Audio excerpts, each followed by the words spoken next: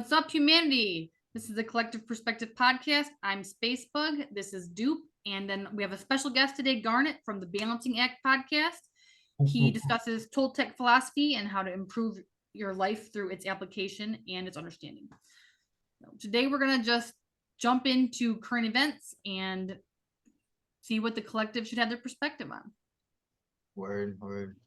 All right. So, all right, Garnett, you go ahead. Yeah, I mean, before we started recording, we were just talking about COVID really hasn't had a conclusion. It was just kind of like it's over, and then there's a lot of evidence that the vaccine is causing myocarditis and all these words we are new to our lexicon because of COVID.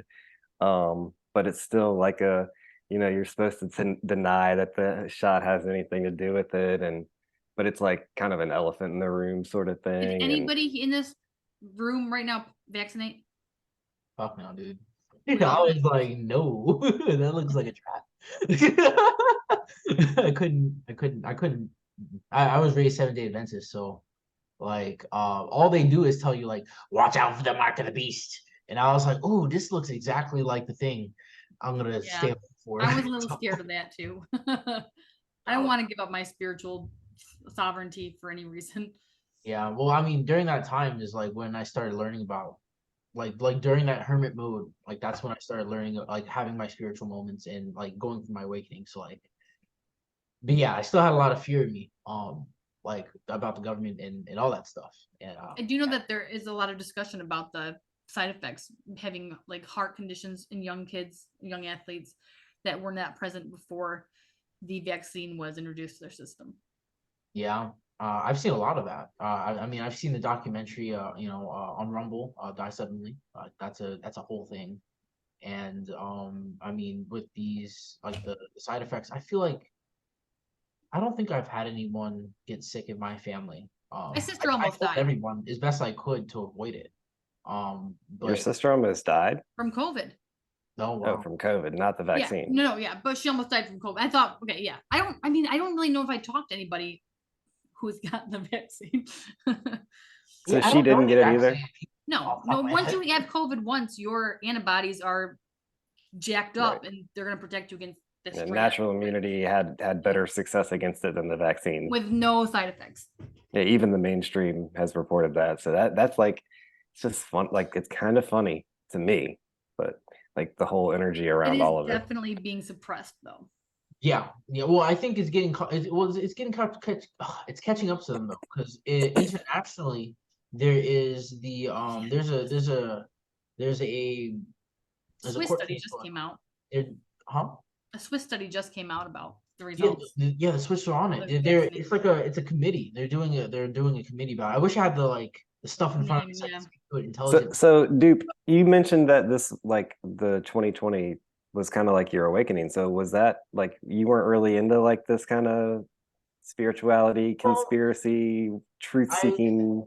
Always been, but this is where I had my cosmic level awakening, where I got really big picture stuff, and that's when when this was going on, this was also right before the pandemic, in the lockdown happened, is when I had my awakening, and then a lot of tragic stuff happened in my life right before the lockdown happened. I lost 2 of my best friends to an accident, and because there was a lot of stuff LSD and all types of stuff. I had a huge awakening, and that time of COVID, during the lockdown, I actually got to pretty much assimilate all that information. And I mean, Sarah and my friend Tyron and a bunch of people were there to help me put all the pieces together. But when it comes to all the information about being a truther and just not even that, just learning the stuff, I've been being aware. I've been doing that for a long time, and even I was intelligence in the military, so I know more than the average person about what happens in that sector, because my job was to know a lot. So yeah, I mean, once that happened, and I mean, the world, I felt like turned upside down. Like I felt like I was in a different world completely. Like before I Oh went no, I mean the reason I ask is like I would say my awakening, if you whatever term you want to call that, I started becoming aware much more rapidly in 2009, okay, yeah. accelerating all the way through 2000. We're all the way up till now, really, but yeah, I mean, yeah, I think that the biggest accelerating part was kind of like 2009 to 2012 ish. Um, but I mean, even since then, it's just every day is growth. Even once you've like had that awakening, every day is now you're experiencing reality post awakening, and so that has its own growth associated with it. You know. Yeah. 2012 was actually like now that you mention it, was a really big time for me as well. That was like right before I joined the military, and right before I joined, I had a really powerful mushroom experience, and that's when like everything started to kind of fit in my brain. I started to realize that like I had a choice between like I could have stayed and like did other things, or I could go in the military, and I was gonna have to go back to sleep pretty much, and like so 2000, like I had a quickening, let's just call it that. Like it was just like all the stuff Hmm. you missed, you get it. Like and Hmm. it's been a wild ride. Did you have any catalysts like in the beginning? Like was there any events in the supernatural or just in general that you'd like to share? Oh yeah, I mean psychedelics. Um, the very first time I did LSD, I did the very stereotypical typical rookie mistake. I took a tab. An hour and a half later, I'm like, I'm not really feeling it. I took another tab. 15 minutes later, I'm like, what the fuck did I just take a second tab for? Uh, so I was up, did not sleep that night, and then when the sun No, you rose, didn't sleep. nah, when the sun rose that morning, I was like, I lived in an apartment at the time. I was like on the little back patio, you know, like the little fucking 8 by 8 square concrete slab. And I was just like laying there and my whole body started to convulse. And I was having these like very Aztec visions, like Central America, like the pyramid at Teotihuacan. Um, Um, and I felt like I had been reborn or something. I mean, I had like human sacrifice visions, but I felt like Why have I what never we heard the story? what we call human sacrifice though, like the reason we try to like make it this horrible thing is like we try to make it like it was real, but it was a symbolic thing, I think. I think it started as a symbolic thing, and then I do think maybe some other cultures or later Aztecs maybe made it a real thing, and that's kind of why like it went south probably. But I think it was symbolic at first. And that was kind of like one of the messages I was getting is like human sacrifice is like it can be taken so many different ways. Like human The story sacrifice of could Cain and Abel be, is technically a human sacrifice. yeah, like when you talk about a human sacrifice from the Toltec point of view, like what you're sacrificing the limitations that you've given yourself by defining yourself as human when really you're an artist of the spirit. You're the force that is work that moves this body that you have agreed to call human, but it's your agreement. So it's your power. Like so that's like I think that's how the Toltec understood human sacrifice is you're sacrificing all the beliefs that limit you. Whereas Sacrificing like your ego. yeah, the yeah, I ego mean you was can call it sacrificed. that. Yeah, in a sense. That's beautiful. Like yeah, I think I there's a beautiful side to ego too though. So that's like Well, another there is. There's balancing act there is, there. but you have to resign your ego in order to become one with the all. And even if you keep it somewhere so you can come back to it, technically you are releasing yourself if you're going to experience everything at once. mm, Right.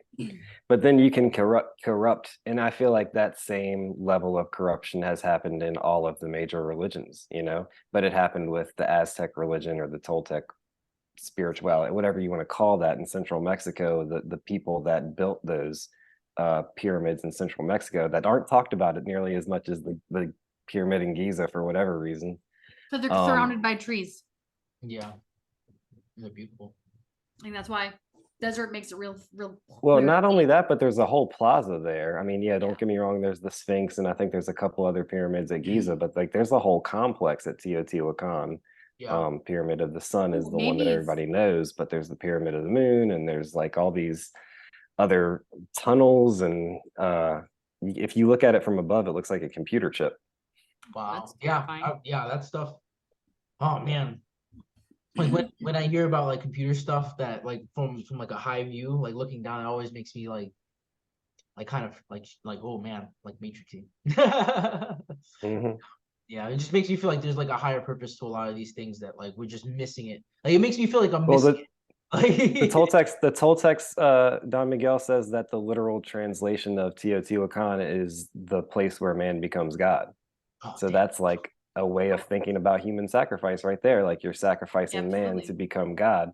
God. But just like Christianity corrupted the Gnostic teachings, the Tula or the later Aztecs corrupted the human sacrifice teachings to you need to sacrifice yourself to these gods that Angry aren't real, gods. you know? Yeah. So Fear of God instead of acceptance or integration.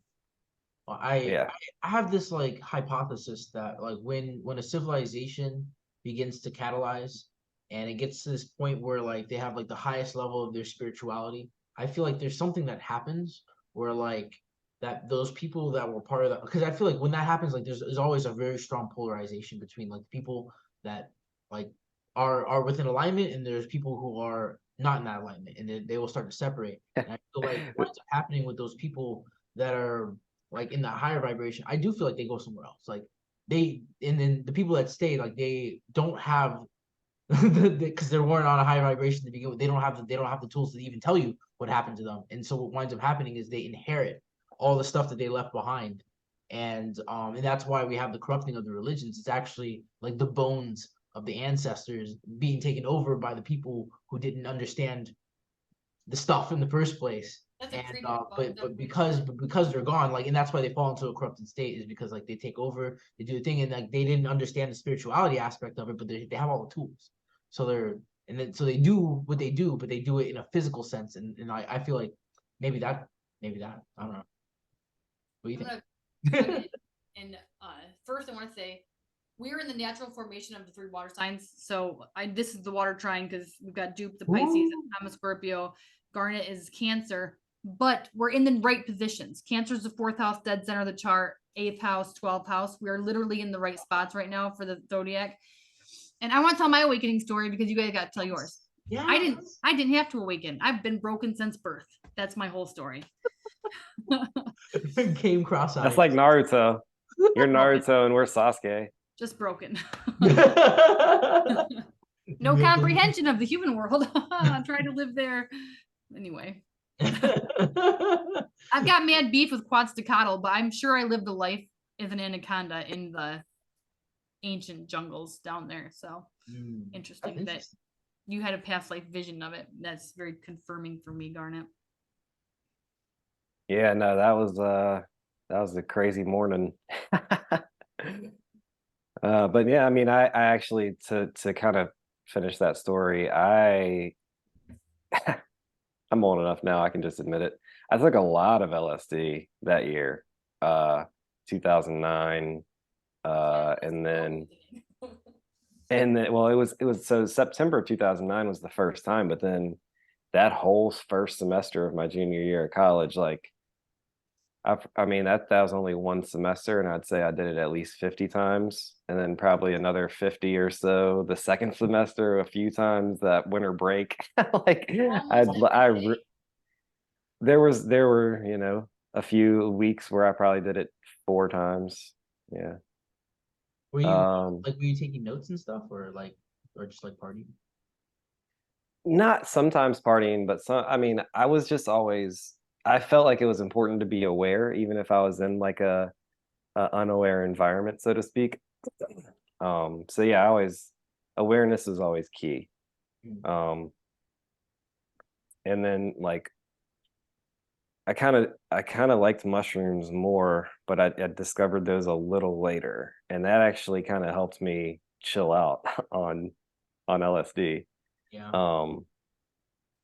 And I started growing them. So I've done a lot of LSD and a lot of mushrooms. I started with L, and there was, you know, I still like them both, but now when I take it now, what people call a full dose, I'll take like an eighth of a dose of LSD, or like a half of like a half a gram or a quarter of a gram of mushrooms, and that's enough for me. Like it's because of all my past experiences. It's like I just need enough to That can catalyze, go down and pretty then quick. boom, I'm there.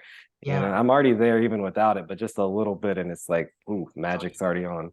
That's Yeah, I amazing. feel the same way with mushrooms now. Thanks, Spacebug. Just saying. You're the best. But yeah, I feel like yeah, I don't need any. I just need a little tiny bit. Same thing with even with the THC. Like I use that for my meditation, and I've been trying to move away from smoking because I am addicted to the actual smoking part, and I've been moving to like eating candies, and it's been working. Like but it really helps me when I'm doing my meditations like in a different way than when I used to smoke it. I feel like when I used to smoke, it'd be hard to keep my focus on wherever I'm going. Like whenever I'm doing internal work, I feel like THC is really good for like clearing out some past stuff. Like if you want to go and take a walk down memory lane and hit the feels, I feel like THC is really good that for me at least. And but when I eat it, it has like a completely different feel. I feel like my body is finally like shuts up. It's just like, nah, I'm good. And but my mind is completely awake because I'm not all full of smoke. And I think it has something to do with the breathing. Like I feel like smoking like affects your breathing, and that's gonna affect like everything that you do on a magical level. And when I eat it instead, it's like seamless. Like I'm just like, oh, I'm just gonna relax and then So eating it is a different chemical, actually. yeah, that's what I Because heard. Tell me about it, please. yeah, so your digestive system converts delta 9 to delta 11, which is much more potent, number one. And number two, when you smoke, you can only get so high. Like you hit a plateau and you can keep smoking and you're not going to really get any higher. You can keep smoking to stay high, but you're not going to get any higher. Okay. Whereas if you continue to eat edibles, you're gonna continue to just, I mean, you can trip off of eating it, whereas you, People trip balls off of it. right, yeah. Interesting. So there's like I wonder if there's like a THC threshold that you just have to like, you know what I mean? Like, I've never had that experience. I'm a big smoker about it, but I've only had like, I've had a few, I have opportunities to get it though. I have a license, so I couldn't figure this out, but you're inspiring me. So can't no, I didn't even mention that. I mean, yeah, I did a lot of LSD and mushrooms, but no, cannabis is. I had an accident in 20. But I use that as an excuse. I was smoking all the time before the accident, but I actually feel like I need it now. Like, my feet are constantly. It's like arthritis already because I got run over by a forklift. I was like literally 50-50 to walk again, and like I can definitely credit cannabis with like helping my physical therapy, my rehab, and everything.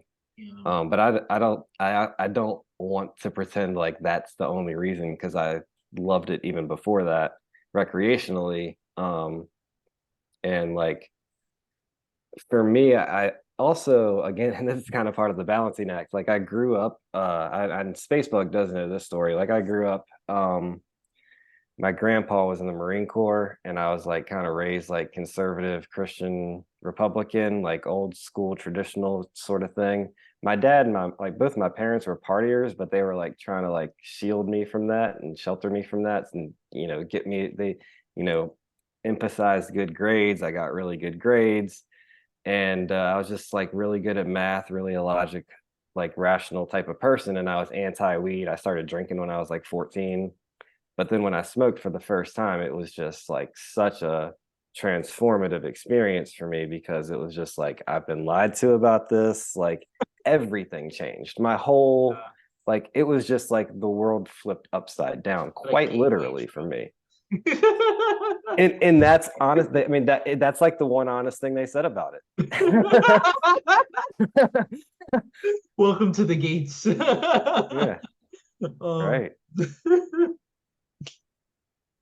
Yeah, weed's a special thing. I don't smoke or ingest marijuana. I should, but I don't. You definitely should. I mean, if I say do it calls to you, Yeah. I shouldn't tell you what you should or shouldn't do. I'll take either one of your advice on that because I think you'd make a better choice than I would. I mean, I'm I've always had, going to be pro cannabis. yeah. I mean, I've had like really powerful CBD Rice Krispies, and like I had an experience where like it was my first time eating it. I was like, oh, this is gonna be nothing. Oh, it's CBD, and I was like, uh-oh. My wife like fell asleep For like immediately. 2 days. Huh? Is that for your birthday? Yeah. I think you were there for Yeah, I was there. my birthday. No, I was lost, bro. I was I remember like it kind of set in. Like I said, my wife fell asleep and I was feeling like I was hearing something. Like I was hearing my inner thoughts like way louder than normal. I was like, oh man, who's in there? And so I started like something was telling me like, oh dude, just read your journals. And so I started like reading my journals, and the journals started talking to me like a movie. And then like I turned to this like big picture I had, and it was like this blue guy, and he was like with a face, and he just started talking to me, and he was like in my head though, I can hear him in my head, and he was like, yes, I am talking to you from the paper in your head, yes. And I'm like, oh man, is this like an anime moment? And he's like, it's exactly like the anime moment. I'm like, yes. Like I was losing it, but it actually, I feel like I had a really deep bond with the craft that's helped me with my mental health on like I feel like I got the keys to my inner kingdom on that day, on a different level. Like I hit something, and it never went away. Like so, it was good. And marijuana is a hallucinogen, and hallucinogens are just lubricant for this reality. Yeah, yeah. I mean, it makes things slippy. Yeah. Yeah, Have you? Hmm? CBD is not supposed to be intoxicating, but it does have psychoactive effects. And if you're already like a trippy person, especially if you eat or take a lot of it, it can have trippy effects. I know, like I had my friend one time tried to get some dabs, and the guy sent him the wrong dabs. It was like a CBD dab, and he was like, he ended up like apologizing to him. He was like, you can just have those for free. So he was like, oh, I just got all the CBD dabs for free. You want to like see how much we can take? I was like, sure.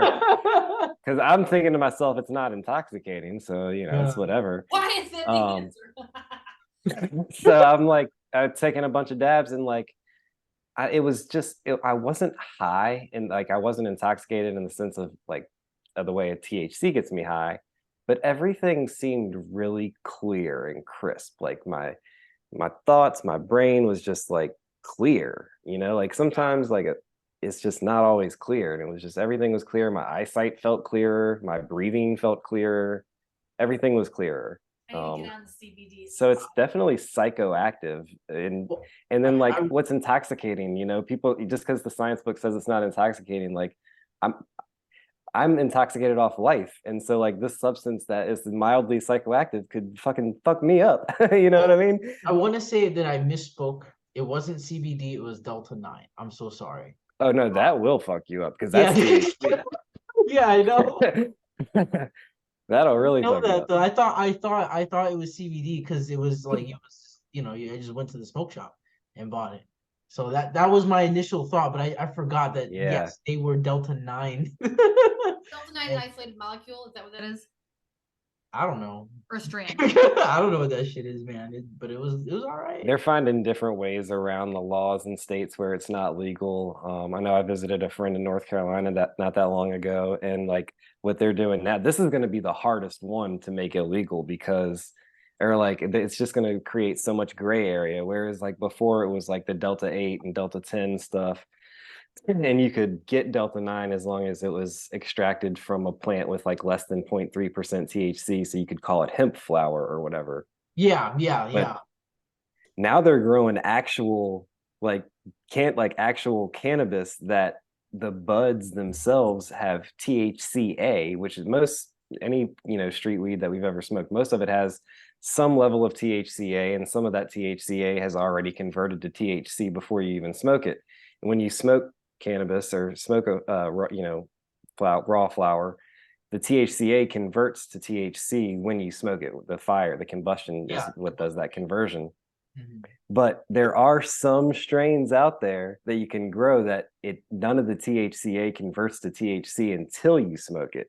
So when they sell you the product, it's Yeah. less than 0.3% THC. So they can sell it to you as hemp flower. That's So pretty. that's what they're doing now.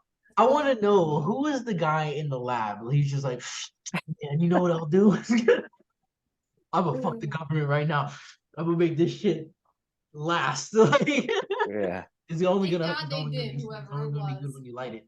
Like, So the great thing about that though is it's not even, I mean, I'm sure they used like lab studies to figure out how to do it, but with THCA, that's a naturally occurring. It's just the raw form of THC. So they're literally just growing these strains, and it's not like they're doing extractions. They're not doing any synthesizing anything. It's just they're growing it in a way, and they're treating it like, the soil that they're giving it or whatever, so that none of that THCA converts to THC. So I mean, obviously, any gardener is putting, it's not 100% natural. It's not like you found the wild berries out there or something. It's not like foraging, but it's pretty much as close as you can get to just straight agriculture. They're not synthesizing, they're not extracting anything. They're just growing this specific strains that are THCA.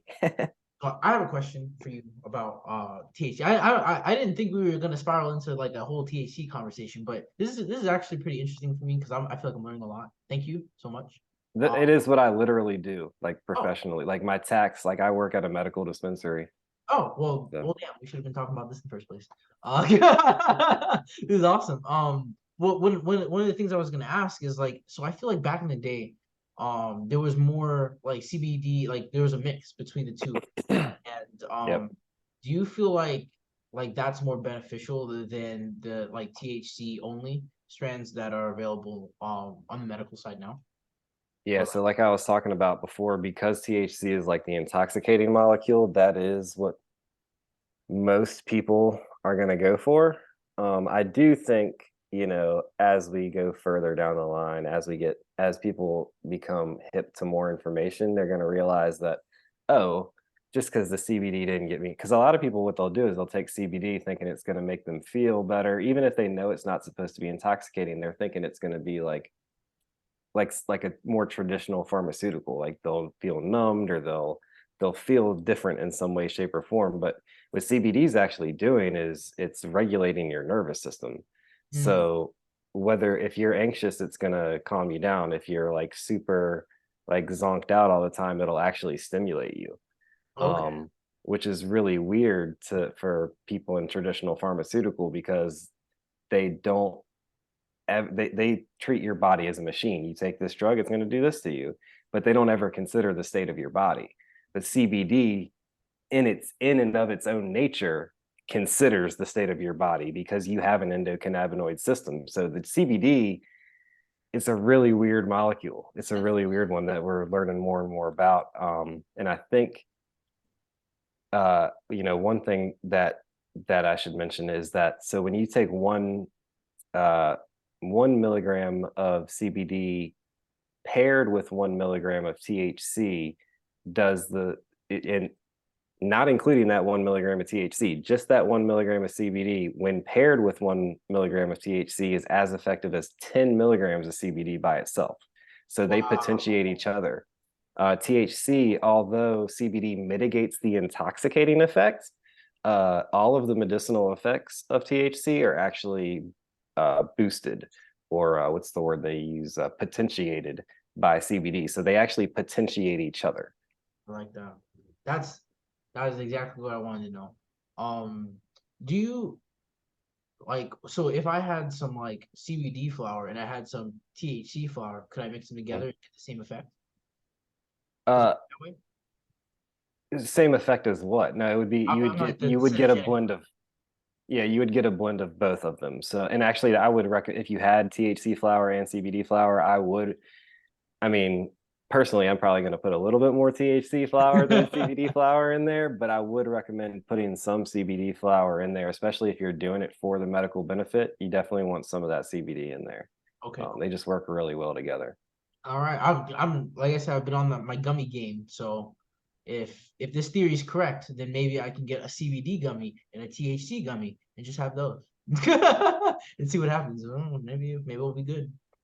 There's other cannabinoids that are starting to get more popular as well that are super unknown relatively compared to CBD and THC. CBC and CBG, really good anti-tumor potential, anti-anxiety, what's the one that for when people shake? Parkinson's. Yeah. So a lot of good research coming out about some of them, and then CBN is another, not quite as weird as CBD, but a little weird in that it doesn't actually occur naturally in the plant. What CBN is degraded THC. So THC that you never smoked it, it stayed in the jar for a few years, or over time, more and more of the THC it degrades. If you don't smoke it, it will become CBN, which isn't intoxicating in the way that THC is, but it's super sleepy. So for it's being hailed as a potential replacement for Ambien and shit like that. Wow. People could just take over the counter CBN, and yeah, it's a really good sedative. Yeah, Can't that's go wrong wild. with plant-based medicine. Yep. Yeah, we do. We need it. It's important. So much more logical than the chemical compounds and the pushing over the counter. The fact that we have an endocannabinoid system seals the deal. I mean, our body is literally made to receive these substances. Yeah. I think that like the more I mean during the lockdown era, like I was doing a lot of reading about like just food medicines in general. And I didn't realize like how important like that's when I started learning how to cook and stuff too. Like I'm still new. But I realized like that our food is medicine. Like that is the true medicine was always your food, never pill. And I didn't learn that until I started reading like these really old medical books that I found at some of the thrift stores over here in Arkansas when I first moved over here during the lockdown. And I started reading, and I was like, yo, like dandelions, like they help with all types of lung stuff. I think lung and heart for dandelions. Liver too. Yeah. Liver too. Wow. Yeah, and respiratory for dandelions as well. And like there's just like a lot. Like I learned that like your preventative stuff is your food. Like you eat your fruits, you eat your vegetables. Like I learned that like Are you if you vegan? just huh? Are you vegan? What do you think about meat? I think that I'm totally cool with meat. Like I'll eat it. I think it's important to pray for your food though.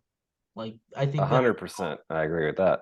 I tried to go vegetarian and stuff, and I was like, dude, I can't do this shit. And like I tried to do like the whole guilt thing, like like okay, man, these are some sad animals. And I realized I was like, dude, my body is the temple of God. You guys have reached the promised land right here. Like, and so I pray, and I'm just like, thank you for going through all the things you've gone through to make it to my plate. But now you're with me, and I'm grateful.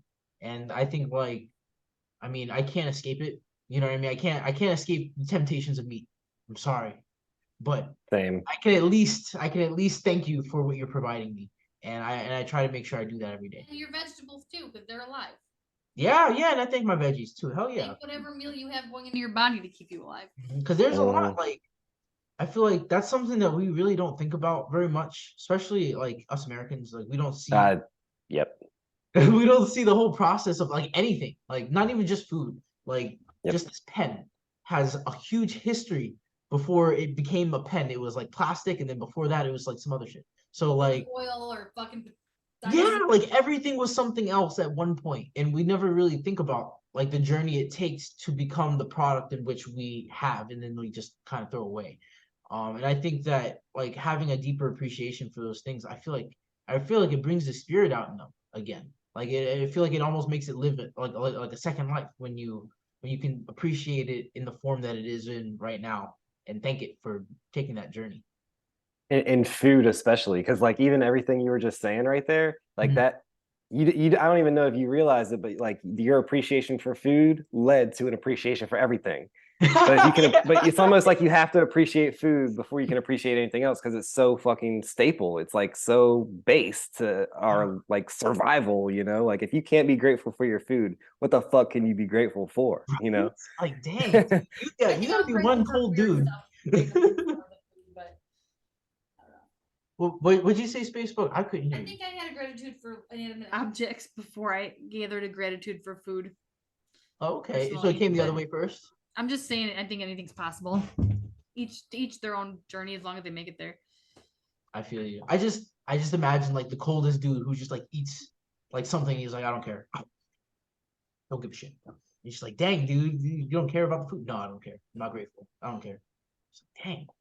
Like, I think spiritual gratitude it does take some sort of awareness, though.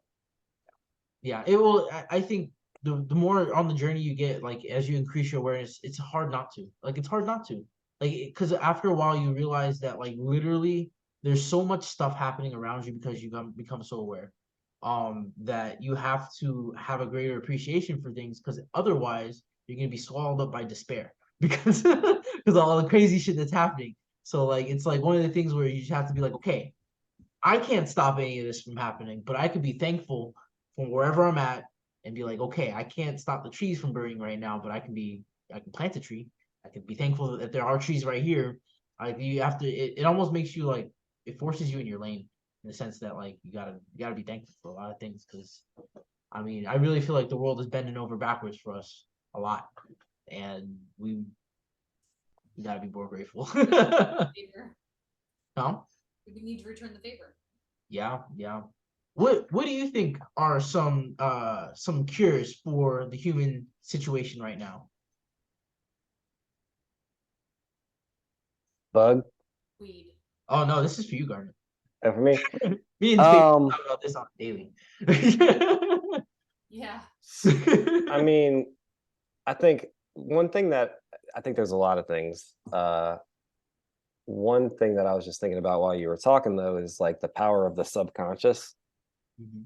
Like our conscious mind is really, unless you're on some sort of hallucinogen, or I don't like the word hallucinogen, unless you're on some sort of mind. Psychedelic actually means like mind manifesting. I'm gonna butcher it now, but it's like mind expanding or mind manifesting or something. But these substances that can boost or aid your awareness, unless you're on one of those substances, most our base experience, let's say our sober experience, relatively, sober is another word that it's like, well, all of us have a different experience of sobriety too. So but for lack of a better term, our sober experience, we're only conscious of about 5% of what's going on. And our subconscious is taking in a lot of information all the time. Like even right now, my subconscious is taking in all of the feng shui. I'm being messy right now. I need to organize all my shit. I've got shit laid out on this table that this computer's recording on right now. That area, there's like some of my kids' toys still out. So like I probably need to organize. It's a little bit more combobulated, but that's just like, until I actually started to notice it, until I started to think about it, that's all subconscious. This whole entire interview, that's been subconscious, all of that. So like the process of making the subconscious conscious is like an effort of will. It's like willpower. Mhm. And I think the subconscious is really important. So like whenever you're getting in one of those depressing or anxious ruts, I think it's important to like, for me, that's when I fall back on the Toltecs, like the Toltec books. I read a bunch of different books. I'll watch different stuff. I don't watch a lot of TV, but I've been, as Bug can attest, I've been watching Naruto for like 2 years. I'm still like barely halfway through Shippuden. I was wondering if you were done yet. No, I'm still like in the 280s. Have you met Killer Bee? Like in the middle of the war, huh? Have you met Killer Bee though? Oh yeah. But I think it's good to have something to ground yourself to when things get chaotic. So for me, that is the Toltecs. But for somebody else, it might be Eckhart Tolle or Marianne Williamson or whatever. Like whatever can make you feel good and feel grateful and like reprogram your subconscious consciously. If that doesn't make any sense, but it's like No, you're kind of forced. Yeah, you know what I mean? Like you kind of have to like willingly accept like, okay, I'm not feeling the way I want to feel now, so I need to do something different. Like when I'm listening to music, I've been listening to a lot of I've explored, like I used to never really be into like the punk stuff, like never really, but recently I've been listening to more like this new kind of punk, like the Machine Gun Kelly sort of did after he stopped rapping, and this dude Mod Sun. I've been listening to that, which I never really liked that music before. But then like once I got to a point where I was like, all right, I've listened to that. I want to listen to something different. I was just going through all my playlists and listen to some oldies, like listen to Red Hot Chili Peppers. And then like today I was like, I cannot figure out what I want to listen to. What do I want to listen to? Fall back on your foundation. Mayday, right? Whenever I can't figure out what I want to do, I just go back to Mayday, go back to Wreck and Burns and Mayday. And like, so whenever I'm that way in life, I'll go back to the four agreements or the fifth agreement. I think I'm not saying everybody needs to have the Toltec wisdom, but like whatever it is for you, I think whatever makes you feel good, whatever makes you feel thankful, whatever makes you feel alive, whenever you're in a rut, you need to have something that you can go back to and remind yourself of all the things that you like about yourself, all the things that you like about life, all the things that you're thankful for, all of that positive stuff that makes you want to be alive and makes you feel like I have a purpose here for whatever, for me, purpose is a really funny one because it's like everybody tries to be real deep with their purpose. Like, what's my purpose? Like get philosophical with it and shit. And I used to do that all the time, but it's so simple. It's just to have fun. It's literally what we were just talking about. It's to enjoy life. Life gave us life. If we're not enjoying it, that's the biggest disrespect. Yeah, that's the right. biggest form of disrespect is to not enjoy life. With that. Right. Follow the fun. I love be that. experiencing existence. You want to feed back good experiences, so that makes sense. Yeah. Hey, Spaceball, you're coming in a little quiet. I don't know. No one ever fucking told me that in my life. I know this is the first time. I'm shocked. Like, wait. Let's see. Is that better? It is. Yep. Yeah, I feel like nope, I forgot what I was talking about. Tell me more about the Toltecs. Yeah, please. I would love to know your Toltec wisdom. Yeah, so from what I understand, the Toltecs were not a race or a religion. It was kind of like a conglomerate of a bunch of different tribes in Central America and like Northern South America, Southern North America. And it was kind of like their Illuminati for real. You couldn't apply to be a Toltec. You had to be selected. And it was kind of like their elite priestly class. A mystery. Yeah. Yep. Basically, I mean, really, I draw a lot of. If you know anything about the Gnostics or Gnosticism, it's pretty much Gnosticism in Central America. Really? I mean, obviously there was some differences. They had their own symbols and stories, but the truth behind those stories and the initiation rites were actually eerily similar. Do you know any of the stories? I'm so curious. I love theology. So Smokey Mirror is probably like the one that I could best recall. Okay, cool. So Smokey Mirror is kind of like the Jesus character, I guess, of the Gnostics. He's the one that Toltecs followed. They followed his teachings. And I think, at least in the Toltec culture, I think the heart or the truth of the message, the core, lasted a lot longer before it got corrupted. So I think there was a long time period where the leaders in this elite class were actually, showing the non-elite class love and respect, and it operated, that area of the world operated in relative peace, especially compared to today. It was a peaceful existence and basically abundant, happy, all of that sort of thing. Smokey Mirror, the story behind him is he had a vision that he saw everybody in himself, like everybody was a mirror. And the smoke is kind of like our stories, like how we see each other creates the smoke in between. And so like, if you can't see yourself in somebody else, that's because of all the nonsense that's going on in your head about the stories that you're telling about yourself and about that person. that's the smoke. So he literally named himself Smoky Mirror to remember that vision of how everybody is a mirror for him, and that all of the stories that we tell about ourselves and each other is just the smoke in between. That's beautiful. Dang, I feel like I learned something. Like, I just like that analogy really like a lot, because I also believe that like everyone is like a mirror for you, and that like it's important to try to find like that link again. But like just that two-word phrase, smoky mirror, like it's the whole story in the name, and I'm never gonna forget that. John, I'm gonna write that down.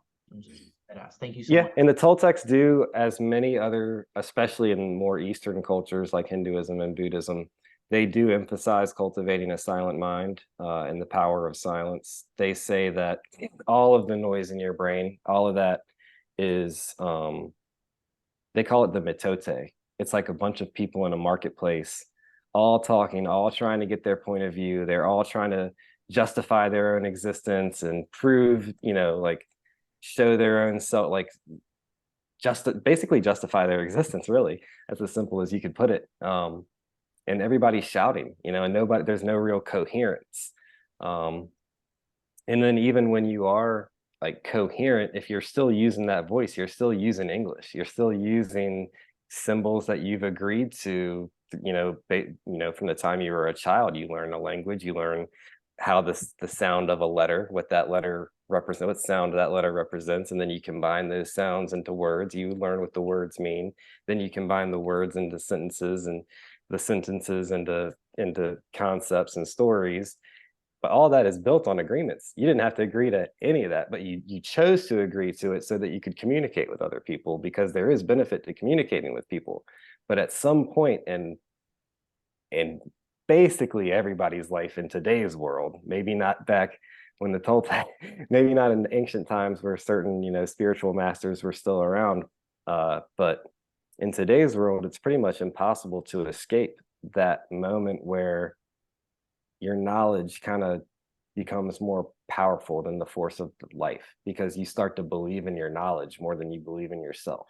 There's all those doubts. I'm not perfect. I'm not, for me, I'm short.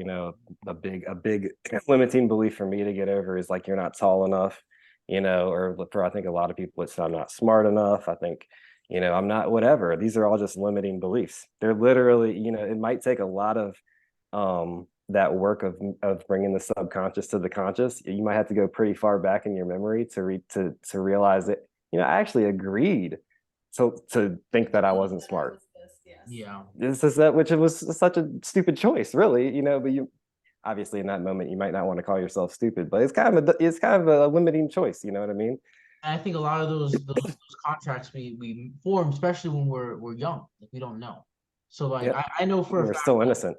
yeah, one of my limiting beliefs, like when I was really young, was that like I felt like I wasn't accepted. Like I just like no one, like I wouldn't fit in anywhere, because I had to move a lot when I was growing up. And so like when I was in New York, like I was considered like Spanish. And then when I was in Florida, I was considered like black or Puerto Rican. And when I went to Georgia, I was considered white. And then when I went to Idaho, I was considered black. And so like, and it wasn't until I got into the military that I was considered green. So it was good. But like I had this belief that like no one would really like I was always outcasted. Like I felt like there was something that like kept me from the inside of things. And I'm sure it goes back even deeper than just like that agreement. I'm sure it's like a compound situation. But when I was young, I used to feel like people would discriminate against me for my color. But then once I like I said, once I joined the military, and I became green or red, white, and blue, let's say, I realized that I don't give a shit. This is my planet, and I'm human. And if you can't see that, then there's something wrong with you. And I still love you, but I mean, you should work on that, man. Like, but I didn't understand that because of our words and because of the concepts when I was so young. It wasn't taught to me. Mhm. My parents, like, I think they were like racist without knowing it. Like, they're ignorant. I would say that they're ignorant to how to speak to cultures that were different to them. And it was really hard for. And I'm not talking about like my immediate parents. I'm talking about like, my grandparents. But um, yeah, like that was a hurdle.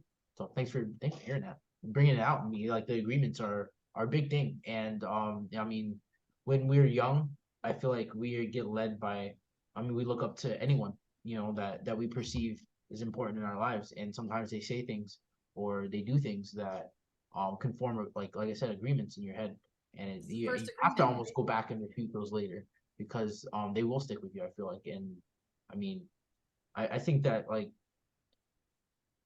we are exactly who we're supposed to be, and it's okay. It's okay.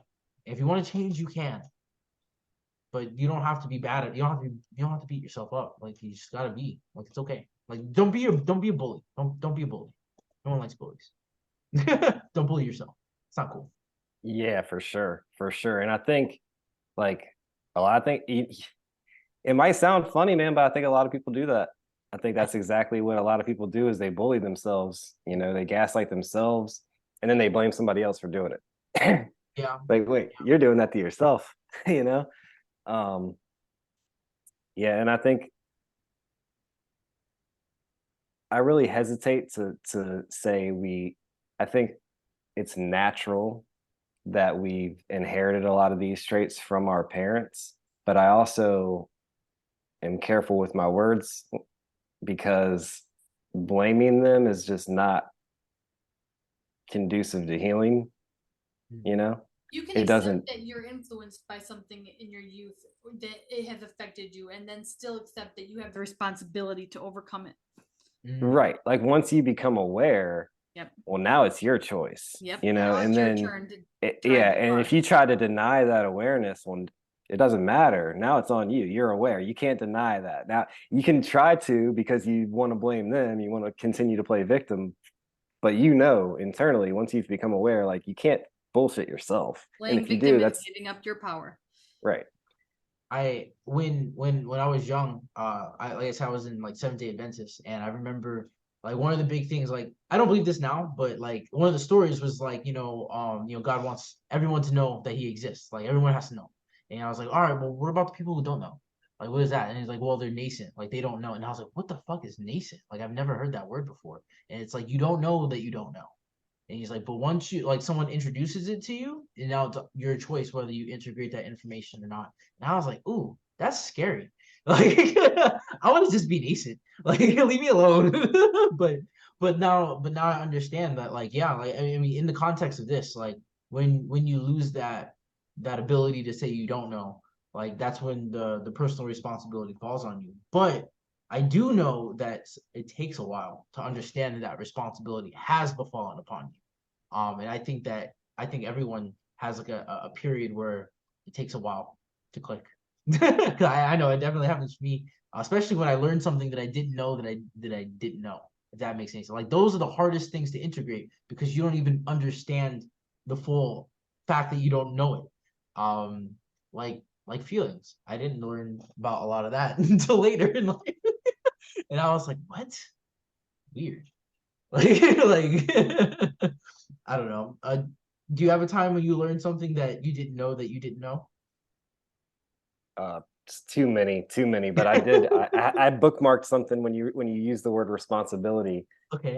Like I feel like when people hear the word responsibility, all right. So there's to me there's it's the yin yang, right? The balancing act is the yin yang, and I always thought that I always kind of had this idea, but I was having a conversation. It was actually a podcast that the sound fucked up, so I haven't published it yet. I'm trying to. He's actually a musician, so I'm seeing if he can get like his sound engineered up to fix the screechy noise in the background. We were at this old hotel, and I don't know what was Remind happening me, with the recommend an audio. app.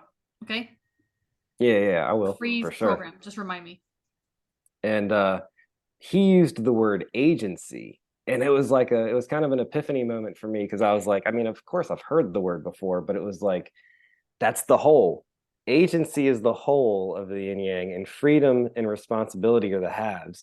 And in our culture, we revere freedom, but we avoid responsibility when they're the same fucking thing.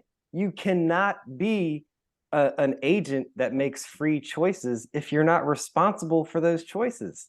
Yeah. You can't be free unless you're responsible. Like that's Together, you get the whole unit. yeah.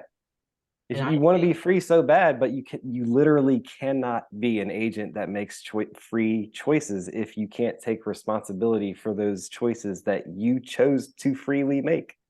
wow, I haven't heard that word used in that context, and that was groundbreaking. Thank you, because I feel like a lot of people have the concept of being yin yang, but they don't know what the totality is called, and or like they don't have. I didn't have a word for it, so you Yeah, just no, it was you made kind of one an for me. epiphany. He was the one who used the word because we Yeah. were talking about we were actually talking about he's kind of like a, I don't want to put him in a box because he's way more dynamic with his thinking, but I think he's rooted a lot of his awakening, I guess, would comes from like socialist thinking, like Marxist, and I'm the opposite. I come from more like the libertarian side politically, even though I'm kind of just have thrown politics in the garbage at this point.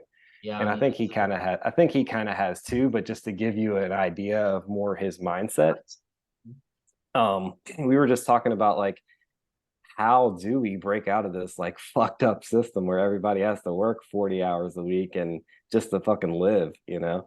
And he was like, agency. Like we have to not choose to be stupid. And we have to like, you know, we make the excuse like, oh, I got to go to work. You can't fucking overthrow the government, but we can. You know, like that's what we can do actually. you take It's the our day off. choice.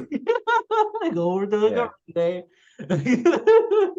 Could you And I imagine? mean, obviously it's not that simple. Obviously it's not that simple, but at the same time, on a more like archetypal, I guess you could say, level, I think there's a lot to that. Yeah, I think the cure really rests in, yeah, us just taking responsibility for ourselves. Yeah. I think we've just given so much power away to where we can't function without the thing that we've given all our power away to. And like I said, I think there is a tipping point Conditions where for that. like we hit this point where like it's like, can I live without you? And if the answer is no, then it's your responsibility. Like you need to fix that because now you're dependent. And if you're dependent on a system, then you're It not will free. oppress you. Yeah. And that's super important. I think the military I feel like gave me enough skills that if someone were to say tomorrow, like, Drill, you're broke, I would like, all right, whatever. I'll just go live somewhere. Like I'll find a place. I'll be all right. My wife might not be happy, but I'll be all right. Like and that freed me. That freed me from a fear of feeling like oh, if I don't work, oh, if everything falls apart, oh, if I don't figure out how to make this income, like I'm not gonna make it. Or if I don't, like I just let go. Like I let go, and it was important. And I think that it's important for people to take responsibility to learn these life skills: how to cook, how to clean, how to make house, how to sew. That's very important. I still don't know that one, but I gotta get on that one. I can do the basics though. If someone put some twine in front of me and told me I had to stitch some pants, I could stitch some pants. Like I can make it happen. It wouldn't look pretty, but it would work. Doesn't have to look pretty, just has to hold itself together. Yeah. I'm not an artisan yet, but I think these like, especially cooking, and like I said, because cooking, and we talked about this, cooking is I think you and medicine. I both have a fondness for food. I mean, I like to eat. Forest North Node of the fourth house. I fucking love to feed people. Boy. So Holla at your boy. Yeah, anytime you're in Michigan, come through. I got you. Word. I just sent my nephew home with a pound of meatloaf because I made like 6 pounds. My sister wanted them for her house, and he ate at least a pound while he was here. That's a whole Yeesh. It was awesome. I Yeah, felt for really real. good. I felt valuable because I was able to send him with food. That's good. That's good. Yeah, see, but like, okay, so that was a big thing. Like, when I was talking about like everyone taking responsibility, like one of the big roads in my head was like, well, how do people take responsibility for their health? And that would be learning how to cook, because then you're doing preventative medicine. And like when you need to go to the emergency room, okay, but like for the most part, you're not dependent on the system anymore because you're not broken. Like hopefully you're not getting broken quick. Or getting like cancer or anything because you're eating I properly. had no awareness of health for years, and I didn't start using the medical industry for anything until very recently. Wow. So Ooh, I just thought you can treat yourself like trash really... and still survive without the Yeah, doctors. I mean, Spacebug I'm not recommending it. I'm just saying it. I just thought of a really interesting question for both of y'all. That Sure. this could be a really interesting discussion. How many people do you think it takes? Minimum number of people.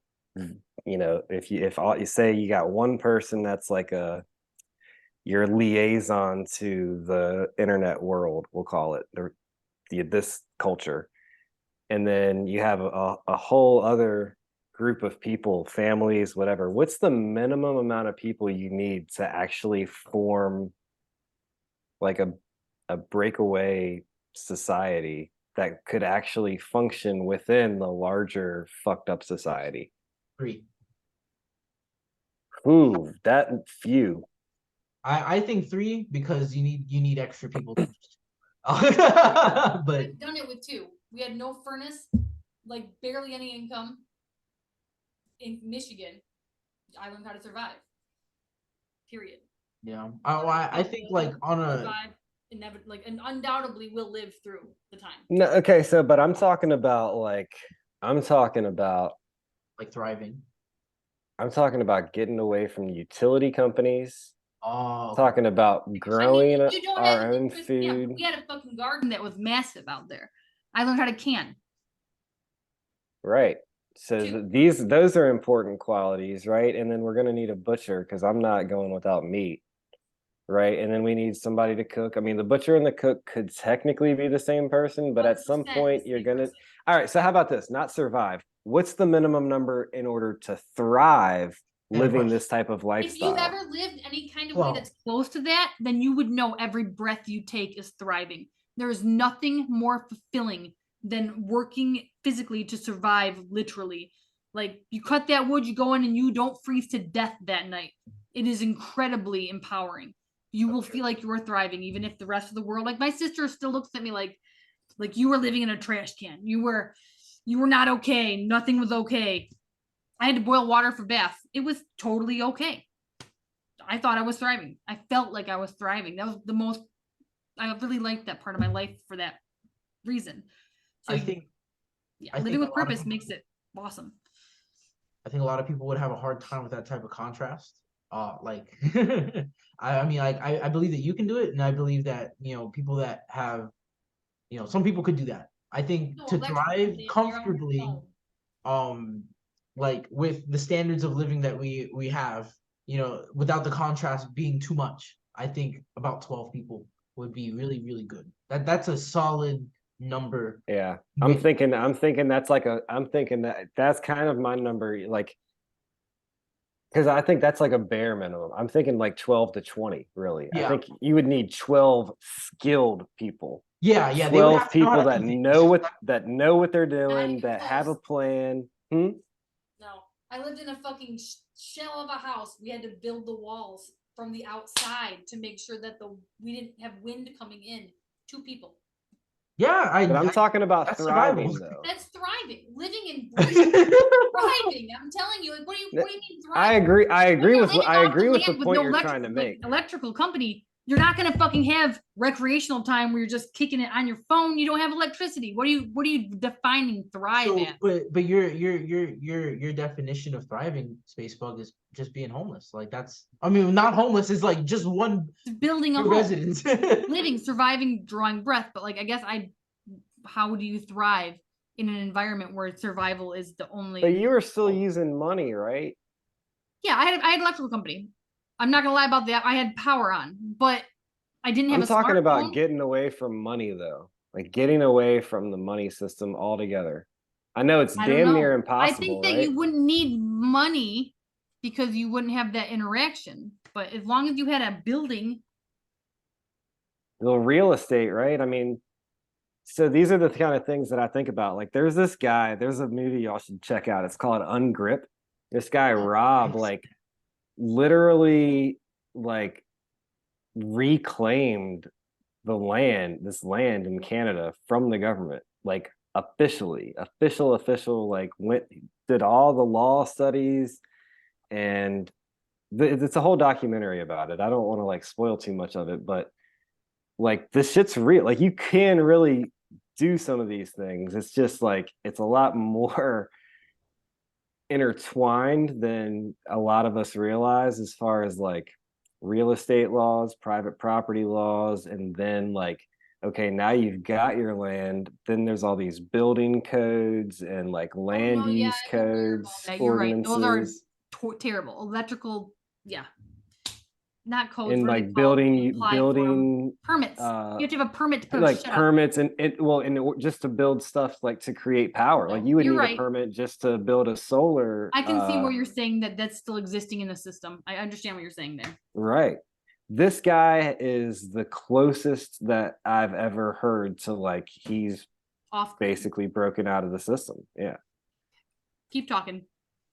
I think that like and that was a really good question, and I think it's really hard to like fully conceive. Like, Well, what you know, the the heck- reason I ask it is because like everybody in the truth community, you hear it all the time. I wish I could just live in a cabin in the woods and raise my chickens and grow my garden. Okay, that's a great dream.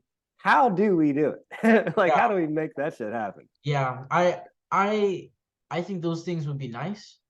I know the type of person that I am. I enjoy luxuries, and Mhm. instead of like breaking away from the system, I would just use the system in an alternative way so that I'm not dependent on it. Like I just think that that's I like personally like that's how I see. Like when I went to the military, like that was my mindset. Like I need to get these skills so that I'm not dependent. And then like when I got out, I did figure out a lot of things. So now I have like a passive income so that I am like I don't have to do these like the same things. You know what I mean? Like I have something coming in a sense that I don't have to like my I have a lot more free time than other people. Like I work from home. And so like but like even on a deeper level, like I was trying to figure out like, okay, well if I can free myself, like then can I help free other people? Like, you know what I mean? Like can I make something that I can help free other people else's time? You know what I mean? Like how much more could I affect the world around me by just freeing myself? And I'm still working on getting like even more things like to the point where I don't have to worry about them anymore. But I think that's I mean that's what this podcast is all about is getting people connected.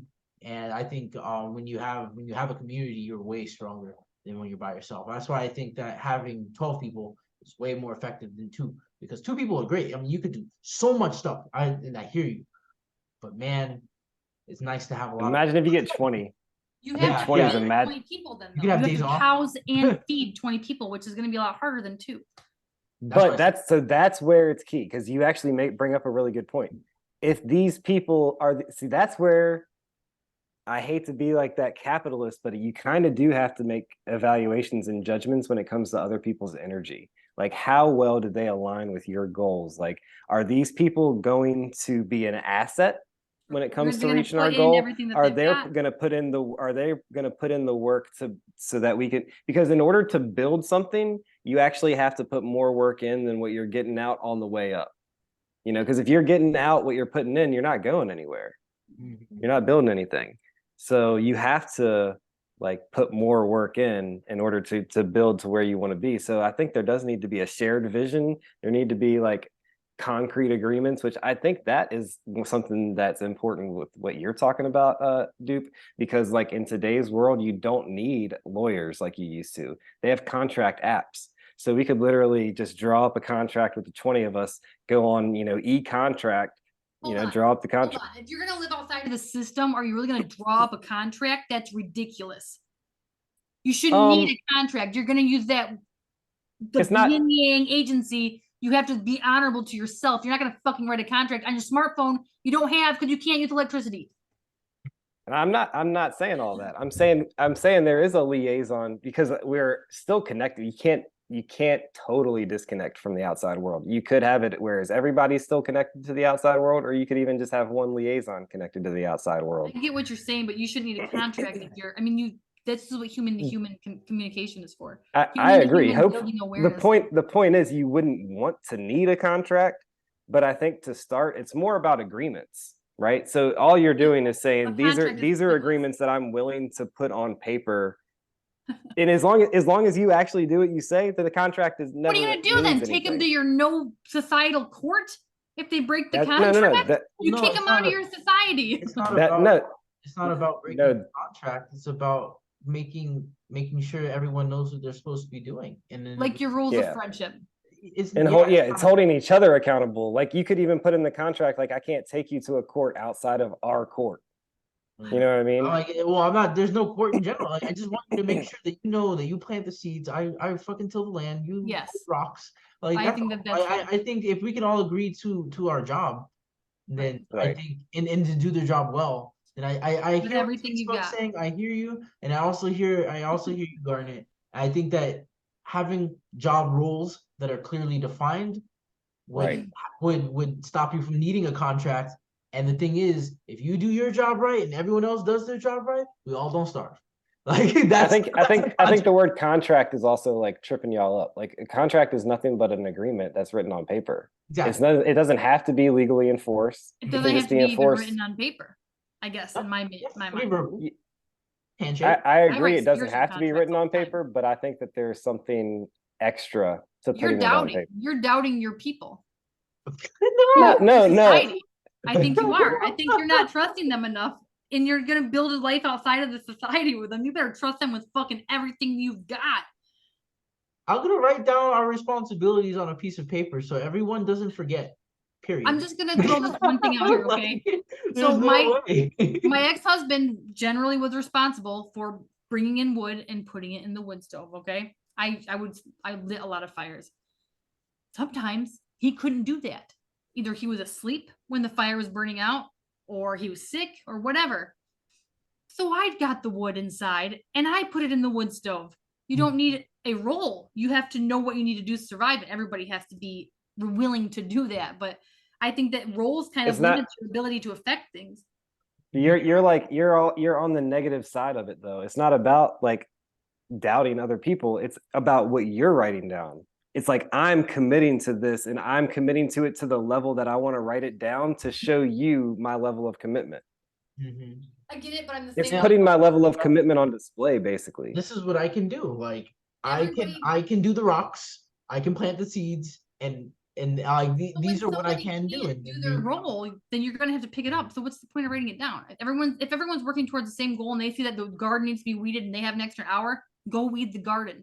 You don't need to tell me that's what I have to do. I haven't had to agree to it. I want the fruits and vegetables to live, so I'm gonna go weed the garden with my extra time. You are an exemplary person, Spacebug, and I think and that I agree with that, number one, but I also think you're still on the survival level. Like me and Dupe are both like we're not even going to do this until we got like some creature comforts. My shower needs to be solar power heated. And or you need a really warm room. That works. My big thing, I think the mindset of your idea is you're thinking of it maybe from the perspective of having a smaller group. Because when you have a smaller group, it's a lot easier to not need those contracts. But when you're working with bigger numbers, like I said 12, he said 20. So we're thinking, hey, we need to make sure that our agreement, it's clear what we can bring to the table, how much we can, because there's so much of us. And it's more efficient to do it that way too, because if you're trying to train all 20 people to do, say there's 60 tasks that need to be done in any given day. If all 20 people have to do all 60 of those tasks, that's not as efficient as if you put the people that are more skilled at whatever task on that task. You know what I'm saying? Like the people who are better at cooking should be the ones that are cooking. The people who suck at cooking should be the ones doing whatever they're good at. A handful of those 20 people that know how to do everything. Yeah, and good. They'll help teach everyone else how to do everything. Right. Because that's exactly. I'm not hating on the jack of all trades, because I'm personally one of those people. I am the jack of all trades, but at the same time, I feel like what I would be good at is delegating, like kind of what we're doing right now, talking about like what the agreements would be. Like that's what I'm good at. Is like no. I see. You want trying to doubt so that you can sit on the couch while all your little employees work for you. No. No, I'm just kidding. That was a joke. Okay, I was like, what? Haha, just a joke. That was really a joke. No, I know, but to address that point, because I'm sure once you reach a certain level, like there's gonna be somebody that makes that point, right? And then it's like, okay, you delegate then. Let's give you a week of doing it and see how good you are at it. And when the place starts getting chaotic, they're gonna be like, all right, you know what? Delegation is actually kind of a skill that somebody who's good at it needs to do. My boss I mean, delegated it's not. job, so I think it's possible. I think To do everything delegation's a tough job. It's not easy because you have to know the people you're working with, and I mean, like you have to be. That's really, a captain's you have to really job. understand. You have to know what everybody gets good at, and then help them fulfill their fullest potential. Yeah, And like keep everybody getting along. Like that's one of the hardest parts of it is like contrasting different personalities and getting them to work together in the like most efficient and productive way. also because And oh, go ahead. Sorry. I hate the words efficiency and production though. I just sound like a No, those fucking are good words. industrialist. Those But are it's good words. but it's the goal that you're working toward that matters more, I think. Also, I'm an INTP. I'm all about efficiency. also, I can't imagine trying to like coordinate a group larger than 5 people without some type of like written understanding of what we need, who is good at these things, and like I couldn't imagine not having paper like to like Yeah. Who's going to be responsible for what? yeah. I mean, these things, structure is important. And obviously, when somebody can't do something, somebody else has got to step up. It's not like these are just, it's got to be done this way. It's not like These we're aren't hard robots, boundaries. you Yeah, know, it's just like a guideline. Facebook, you so silly. I love She's you. anti-organization. I know. I'm not. I'm a She's Capricorn. pro chaos. Capricorn ascendant. I'm totally not. I expect responsibility. I expect the best out of people, and I guess that's where my flaws. But I not think people everyone- would meet the situation the way I would meet the situation, but they're probably not going to. No, they're not. Unfortunately, that's the thing. Like I've also have because I feel you on that. But I also, to complement that, I think clarity promotes responsibility. If people know what they're supposed to do, then they can be more responsible. I just think that's possible without a phone app contract. That's all. I'm a jerk. I'm gonna be a jerk about whatever needs to fucking go. Efficiency means no contract for me, but that's just for me. Everyone has to have their own system that works. So how do you expect to hold others that don't like that are just leeching off of the group? How are we going to hold them accountable? I think you don't have people who are going to leech off the group go to make your community in the woods. Better screen better. So that's easy to say. That's easy to say, but once you get out there, somebody who could have been the person you were least worried about could become that. So I can't speak on that because I don't interact with people. Right. I only can speak from my own personal opinion about how things are going to go and my experience as a human being on this earth. And I've always been around like 1 or 2 people. I've never been in a group of 20. But so I guess you would survive. I know I would. I would survive on my own. Period. That's why I will eat bugs, okay? I can't hunt, but I'll eat bugs. I'll go fishing for my cat, and then that's my whole life.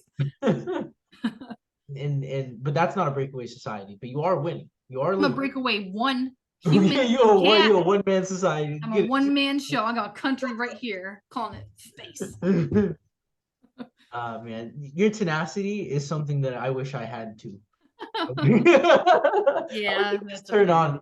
I wish I could just turn on like that and just I wish I had that. I'm definitely not that kind of guy. I'm very more relaxed when it comes to Scorpio is extreme. We are intense. Yeah, that's right. Yeah, he's like, oh fuck, I forgot she's a Scorpio. Now I know why I can't agree with her. They're not gonna invite me into their society, guys. All right, so all agrees to kick Scorpio out of water sign. Desert water sign anyway. Well, I heard in like the original Chinese, it's actually a fire sign. I don't doubt that. I don't doubt that at all. Aquarius and Scorpio are assigned a special type of fate because the nodes are exalted in those signs. So Aquarius is the water bear air sign. Scorpio is the desert water sign. So it kind of makes sense that they're not in the normal system. Okay, I have a collective perspective question pertaining to current events. So right now we're in a very divided part of our history, and the future is looking very varied. And I would like talking about like the culture war.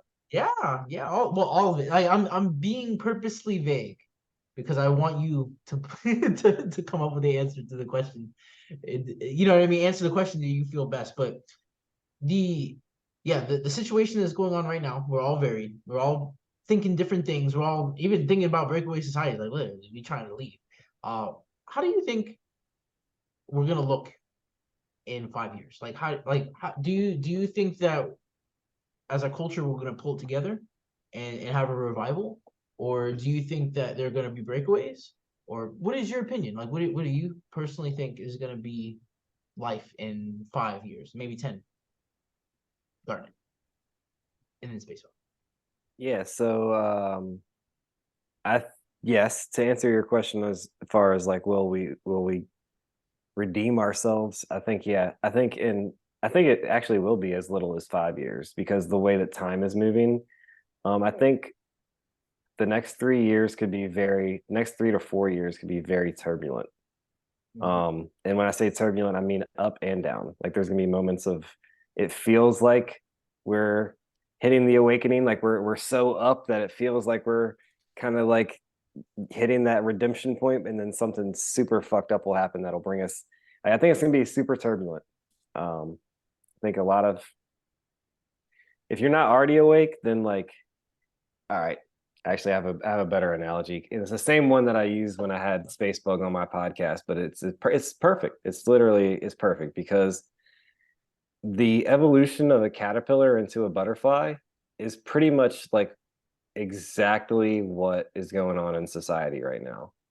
So when a caterpillar goes to metamorphose into a butterfly, some of the cells the cells in the caterpillar have two different fates, right? So some of the cells they feel this great change coming and it's too much for them and they commit what's called apoptosis. They literally like kill themselves.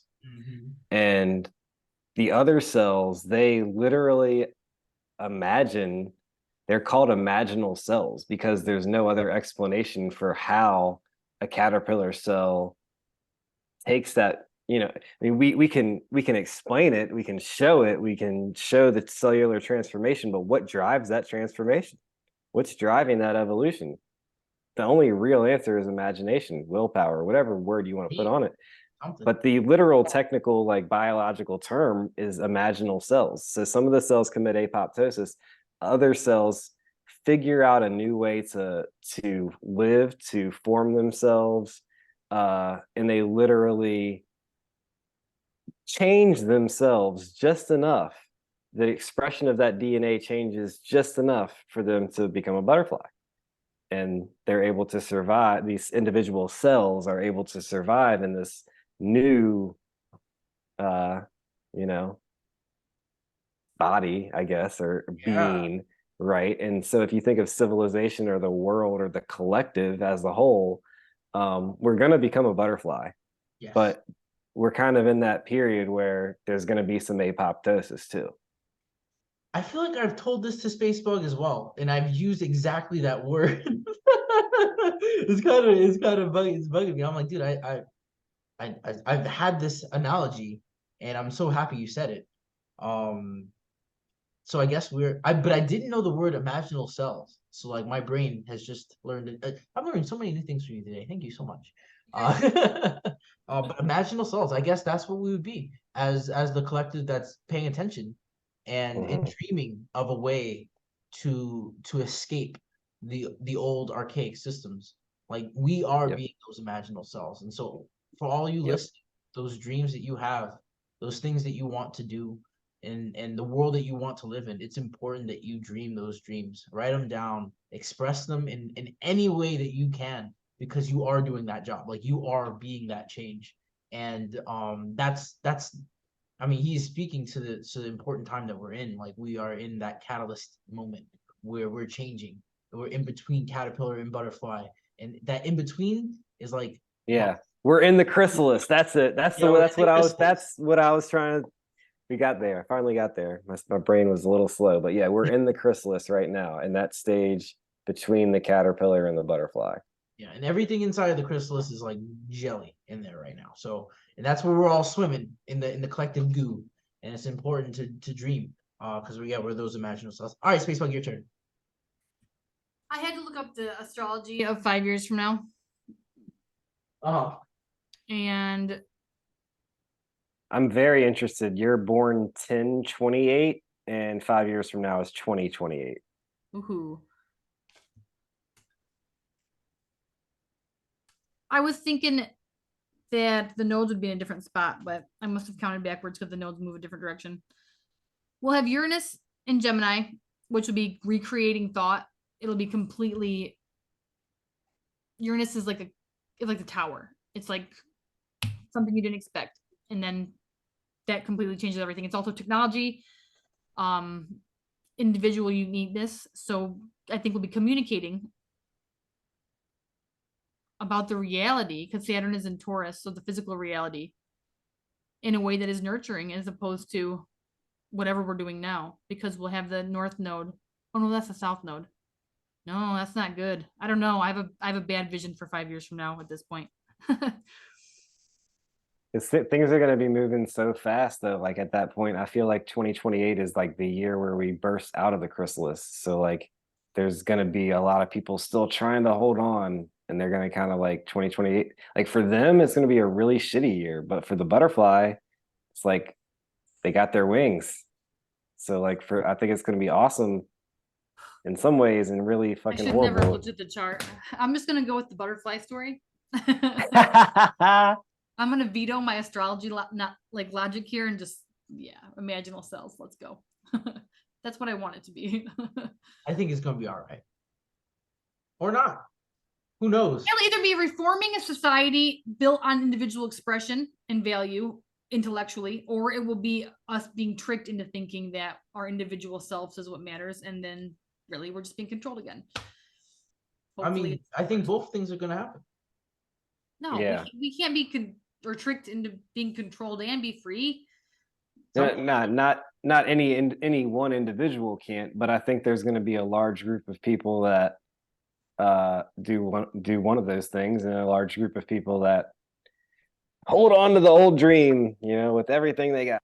Yeah, they go down with the ship. I think that's natural. It's a natural part of it. Not everyone goes. That's why apoptosis is a part of the recipe, because the old stuff it has to fall away, and it will. It's programmed to. The seed of it has already happened. I mean, we were just talking about the jab. Like that's the definition of it. When I saw it, What's really crazy is like before we started recording, we thought we were going to be talking about the jab the whole time, and we talked about like drugs and like the butterflies and all sorts of other stuff. 5 years, the North Node will be conjunct Pluto and Aquarius.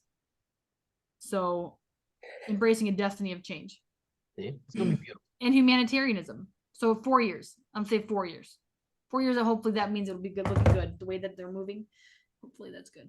I don't know. I got 2 seconds. I'm gonna bring my kitten upstairs. He's ready for bed. Just give me 2 seconds. What do you think about the world? Well, about everything that we've talked about in the podcast so far, but also like how we planned on talking about the vaccine and COVID, and we talked about basically everything else. I think that you can never plan on what is meant to be. What is meant to be. I agree with that. Whether or not you decided it or not. And it's funny that you said that, because I'm going to do a pod with my friend Dre next Monday. And when I asked him about doing the pod, he said under one condition, and he said there can't be any specific topics. We just vibe out and talk about whatever we want. No agenda. That's the healthiest way to do it. Let the universal expression of whatever's meant to be come through you. That's awesome. Plans are meant I to still want to talk about the vaccine though. We can. Like a little bit, just a little bit like, sorry. So we were just saying, like, since we didn't talk about it really, we should at least like wrap up with what we had intended to talk about. Okay. What's up, man? I feel like none of us got the jab. We all know what's up, but like even people who did, I've noticed even in myself, like I don't talk about it too much because everybody else is scared to talk about it. And so like with the divisive method, just like everything else they've been throwing at us lately, so that the people who didn't get it are the bad guys, and then the people who did get it are just that much more dependent on the state emotionally. But what about the people who are like, man, maybe I really did get tricked? You think there's anybody like that, or you think they're just digging there? At the same time, they've already got some fucked up shit happening to them for taking a vaccine that didn't have any testing. I mean, I'm glad that they're getting to see the truth. I'm glad that their awareness is being raised, but at the same time, I feel sorry for the fact that they may have these terrible, reactions. It's not necessarily true that they will. There's still percentiles, but I just wish that the government was more honest. Yeah. wish. I personally don't talk to people about their medical problems. So like that's why because in the beginning everyone was like, well, did you do it? Like that's a violation of my personal privacy. Like I would just tell you shut the fuck up because like it's none of your business what I'm doing with my body. Unless I'm That's the whole point. But so that's why I don't talk to other people about it as much. Like I'm not gonna go on the street like, hey dude, did you get the jab? Because like I didn't like it when people were talking to me about, but I do think it's important to bring awareness about like, hey man, like yeah, yeah, because I was gonna say I do the same thing. Like I don't talk about it, but I even mean just like even on the podcast, even in spaces where it should be okay for me to talk about it, I haven't really because I feel like it's obvious and I don't want to like I feel like I'm just kind of rubbing salt in the wound for the people that do realize they made a mistake. And I don't want to do that. I think it's less than you thought. I think that the people who discovered that maybe it wasn't so good, they're gonna take a deeper interest in their health, and I think a lot of them are gonna be okay. So I think most of them will be because the body is self-healing naturally, and I do think no matter how fucked up they tried to make it, the body is more powerful than anything that they can create. That's how powerful the body is. And on top of that, like especially for the first couple, even the boosters, like they couldn't make it too effective because if it did, it would look bad.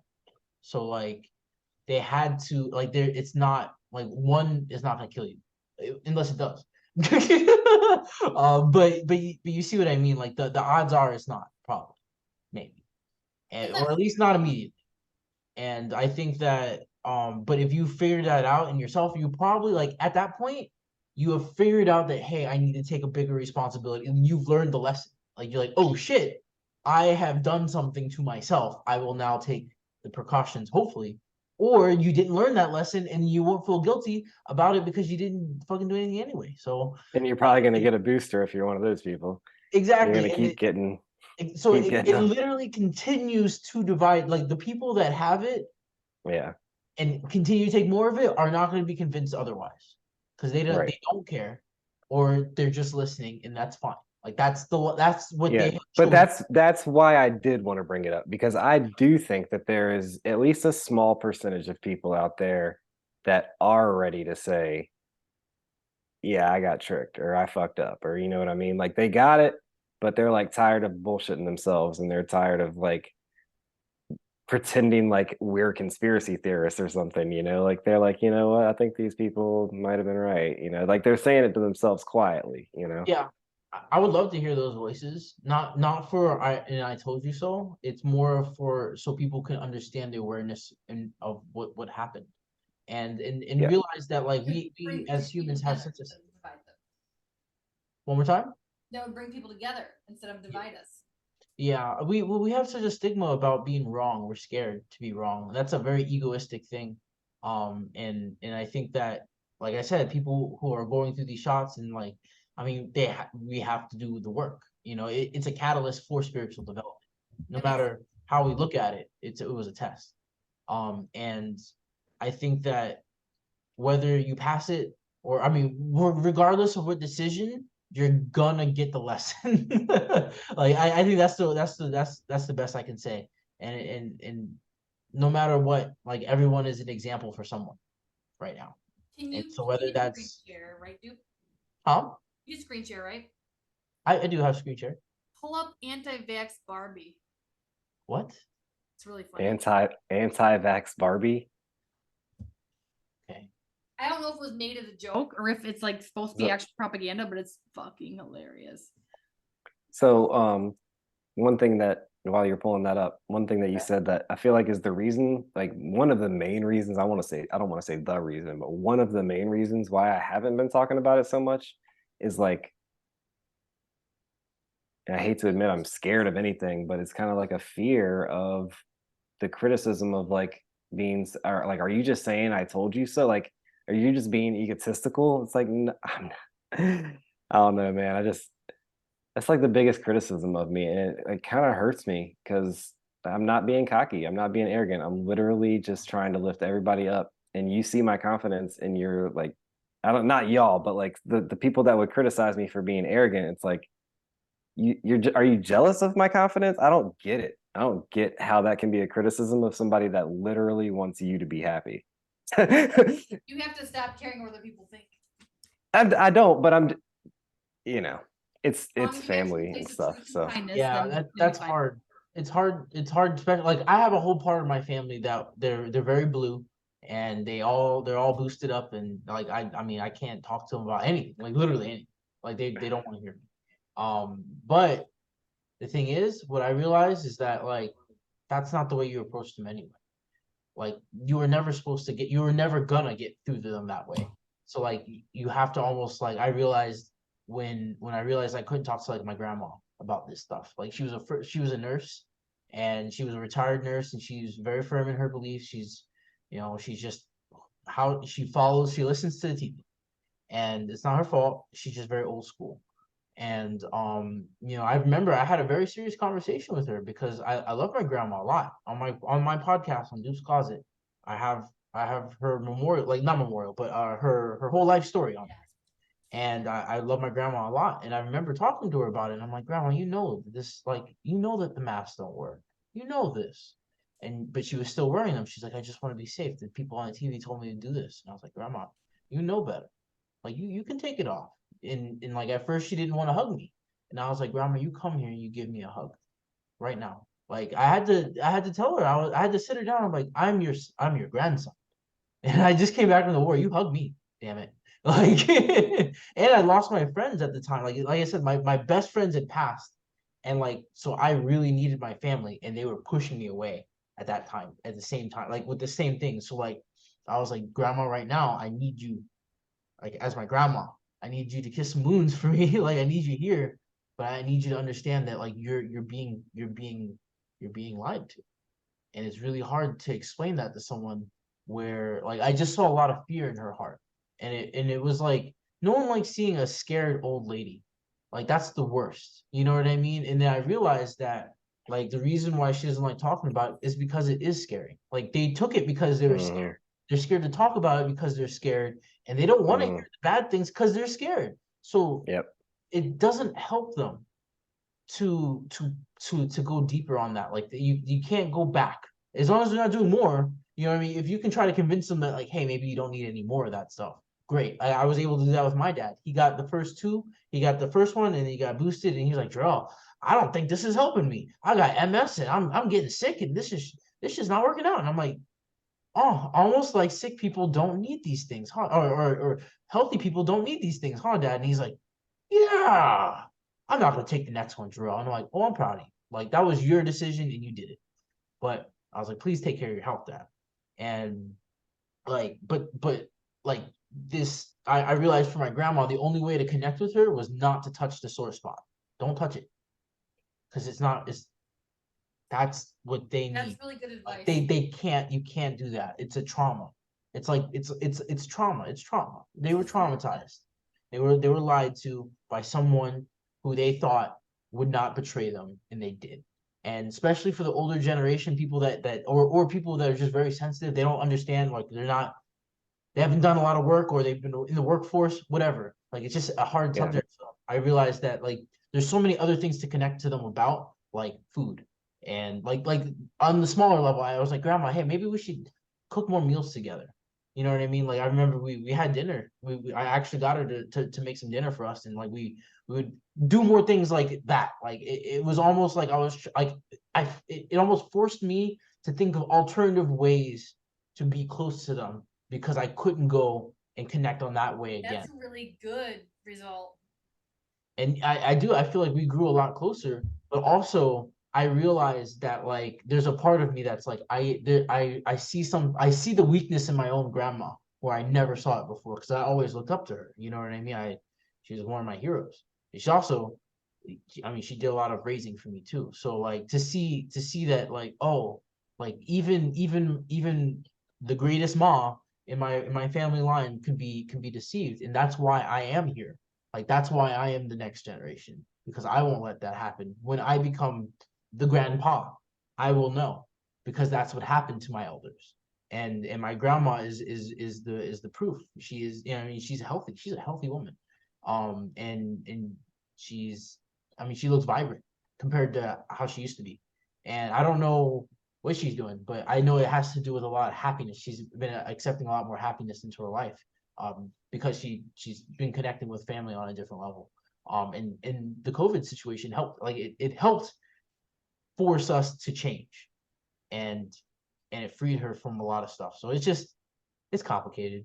It's complicated.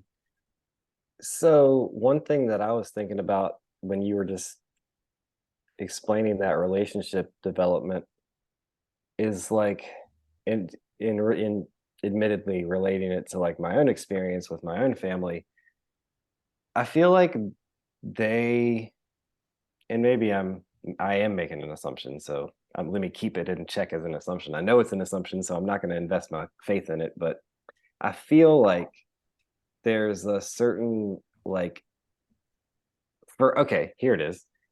There's a fine line between the quest for being right and the quest for truth. And I feel like we're on the quest for truth, and we found that before it became a question of whether we were going to take the jab or not. And that's why we didn't take it, because we already saw the truth of not needing it, right? Regardless of what the truth of what it is, we can't know for sure, right? Because we're not the ones developing it. We don't have the skill set to be able, or the tools to take a chromographer or whatever it is that's beside the point. We don't need it because the human body is a self-healing machine. So we're on the quest for truth. They're on the quest, even if they're not, I think they perceive us as, we want to be right. We want to make you wrong. Like they like you were talking about, people don't want to be wrong.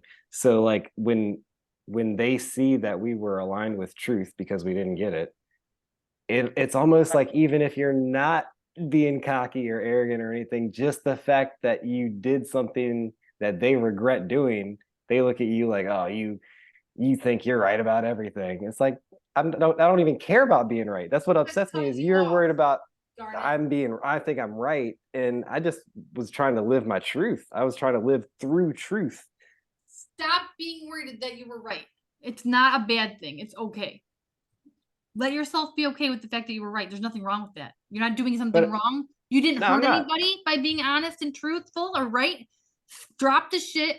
Let yourself know that you were right, and it's okay to be right. You gotta stop blaming yourself for being right. Sure, I'm not blaming myself for anything. I think feel like you are, misunderstood bro. something. Nah, because it's not about. That's what I'm saying. It's not about being right. It's But not it's even. okay I don't that even you care were. about that. I'm just saying It it's is. okay. Of course, it's okay. Of course, it's That's all I'm okay that saying. I'm right. I'm not saying that it's not okay that I was right. As I'm long as you saying acknowledge that it's that's okay, not then even we're where good. my focus is. And I don't think it's where anybody. That's exactly. You're making my point for me, kind of. I don't think that's where anybody's focus should be. Why do you care that I was right or wrong? I don't even care that I was right or wrong. All I cared about was living through what I felt was true, being true to myself. And like, what, that has nothing to do with being right or wrong about anything. Mm-hmm. And I just don't think that people like Doops family members and people like my family members see it that way. I think they see it as, he wants to be right and he wants us to be wrong. My family didn't get to know me very well, I will say, because I've been away in the military, and then when I was young, I was away a lot. So when I came back, I was pretty much a stranger to them. And yeah, at that point, I wasn't gonna let anybody tell me what's right and what's wrong when I just came back from war. Like, I know what's right and what's wrong, and I know exactly where we're at. And they had a lot of opinions about the things that I'd done and things in the places that I'd been. And my family they weren't very nice when I came back, to be honest. But I did see that that when everything started to unravel, they definitely didn't want to look me in the eye anymore. I could tell, because I when I went to my grandma's birthday, there were a lot of people that heard me when I talked to my whole family as much as I could before I left Florida, that like, hey, this stuff is toxic, like it's not good. but only certain people would listen to me because no one really knew who I was in the first place because I wasn't there. I didn't grow up there. My family, I just really didn't see a lot of them. It was mostly just my mom and my dad, but Florida is where my family was. And I realized that like my family, as much as I feel a closeness to them, they don't see me for who I am. And they can never see me for who I am, unfortunately, because they're not gonna spend enough time with me. And that's okay. But I realized that the person that they do know is a figment of their imagination. Oh And yeah. and I can't control how they see me. So all That's actually a central idea to the Toltecs. yeah, He uses the analogy of a movie. Like literally everybody, you're a secondary character in everybody else's movie. yeah, yeah. And I realized the only thing I can do to kind of combat that image in their head is to let them know that I love them and that I'm not here to make you feel bad. I'm not here to tell you you're wrong. I'm here because I love you and I do care about you and I wish that you would hear my feelings. And you can listen to my words, but I want you to hear my feelings most of all. And other way around, I want to hear your feelings. I don't want you to feel like you can't talk to me on that emotional level. And I know my family, they don't understand emotion like normal people do. Because I just learned about that shit not too long Dude, ago. I think, yeah, I was about to say, I Emotions feel are like what's normal is kind of not being in touch with your emotion in America Survival. yeah, anyway. yeah. And that's another thing. Like my family's also like they're Caribbean, so like they're very like logical brained. Like a lot of them have been like doctors, lawyers, nurses, like very left brain like thinkers. And so Structured. yeah, they didn't know how to deal with I've always been an artistic mind. I've always wanted to do art. They didn't know how to handle that. They didn't know how to encourage me. They didn't know how to be sensitive. Like I remember they call me a crybaby all the time. I'm like, no, dude, I just feel your pain. You sad. Like, but also I was sad. But the whole thing is that my like I was alien to my family, and I know that. And it wasn't until I had this conversation, this huge heart to heart with my grandma, that I realized just how alien I was to that family. And I feel like we all are. We came in and into these families that and we shook the whole tree. We shook the whole damn thing because we were this anomaly and we just wouldn't act the way that we were supposed to. Like we didn't act the way that it was in the past because we are the next generation. And there's nothing wrong with that. But it's hard. It's hard when you don't have the tools. It's hard when everything that used to work stops working. And I can only imagine how difficult that is as a parent, as a grandparent, and how to adopt that into a family that's older than a few generations. You know, to look back on who's here, like that's got to be hard. It's got to be hard. I can only imagine. Like I'm only saying this from an empath, but I can only imagine how people that are going through like LGBTQ community, you know, like all these extra little like finite things that we have found different ways to express ourselves. I feel like are very new to people in the past, and it's extra hard now. I think that we're adopting, or we're adapting, excuse me. And I think the hardest, or the most important thing that we can do is open each other up to our feelings, like by speaking, and listening, and being vulnerable, and letting people know like how they make you feel, like when you say certain things, because sometimes we don't understand how our tone or how our body language is being interpreted, and that can cause somebody to be defensive. It's not our responsibility to watch all that stuff, but you can tell someone that like, hey, I don't know if you were trying to be offensive, but like I felt it that way. You know what I mean? And I don't want to blame you, but like, did you mean it that way? Like, were you trying to be mean to me? And most of the time, people will say no, even if they were trying to be mean. They might say no.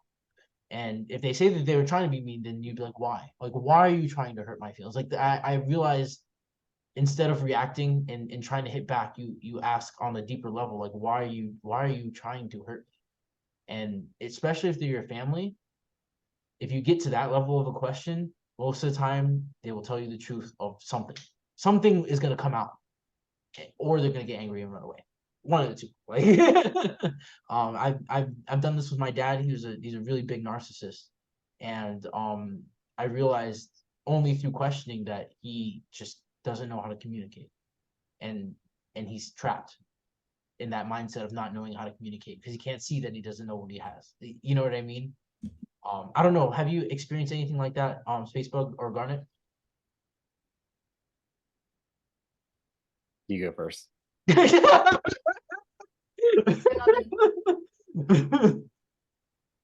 Yeah, I mean, so my family is kind of like, I'm not even invited to my family reunion anymore, so I'm like super fucking black sheep. Um, I don't really talk. I don't talk to most of them. So like I talk to my grandma on my dad's side, and my dad. My dad has cancer, and he lives with her again because he has cancer. So he moved back in with her, because basically he needed somebody else around the house. I mean, he helps her with some things, but she helps him even though she's pushing 90 and he's like barely, not even pushing 70. So they're like the only two that I even still talk to, and yeah, it's a lot there. So no, I haven't really had those experiences like you were talking about as far as like those deep heart to hearts, because they don't even give me the opportunity. I think they know what's up though. Like they know about this podcast. You know, they're in denial about a lot of things, and that's just where we are. I forgive them, you know. But I think it's one thing to forgive, and it's another thing to reconnect. Like, there's no point in I can forgive them, but there's no point in reconnecting if they're just going to do the same hurtful things and say the same hurtful things and deny the truth. And you're like, I'm not willing to reconnect until you're willing to address the truth. I can forgive you without you having to address the truth or not, because it's not worth my emotional turmoil or mental stress to be mad at you. Like, it's the shit's over. The shit's in the past. I don't care, you know. And I'm down to reconnect at the moment that you can at least just acknowledge the truth. I'm not saying I don't need no heartfelt apology.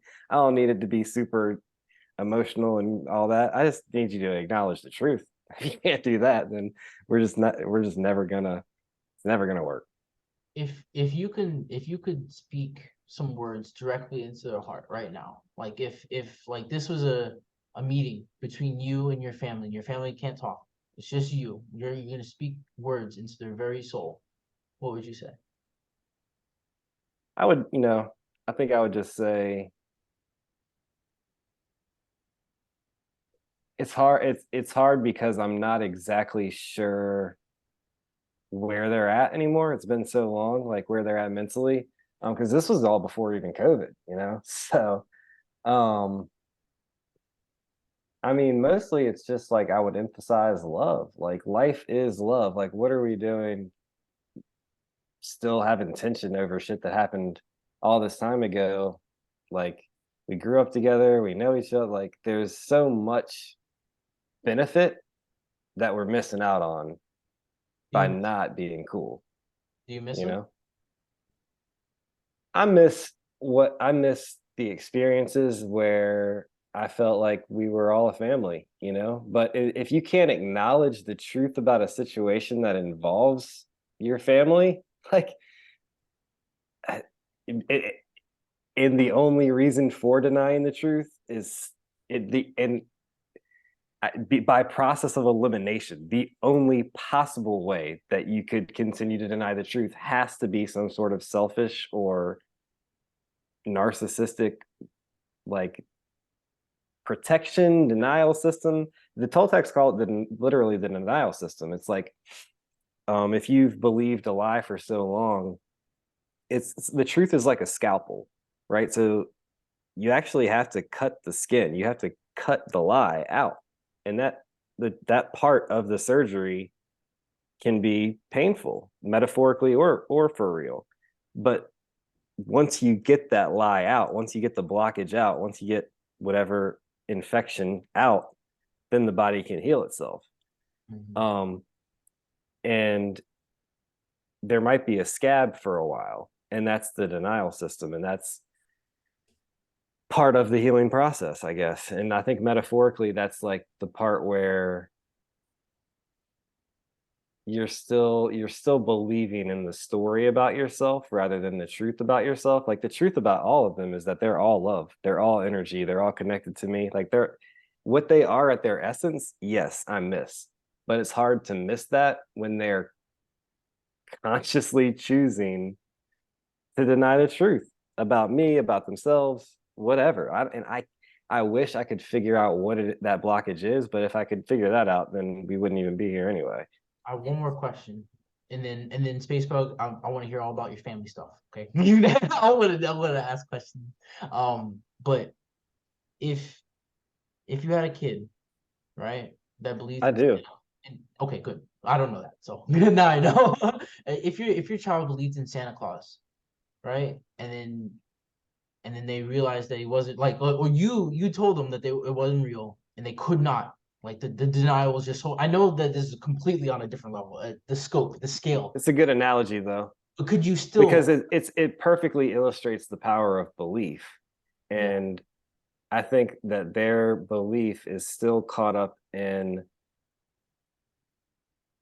painting me.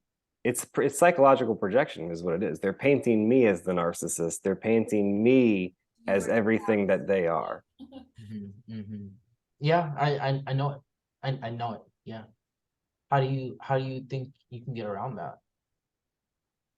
I forgive them. I mean, I literally don't even let it bother me because it's like, it's nothing to take personal. I understand that it's their projection of reality. It's their right, like they're creating their story the way they want to create it. It's up to me to deal with it the way I deal with it. And I've learned to deal with it. The only thing that really, I already alluded to it earlier, it's like, I know I'm solid. I'm very confident. Like, I love myself so much and I want to share that with everybody. But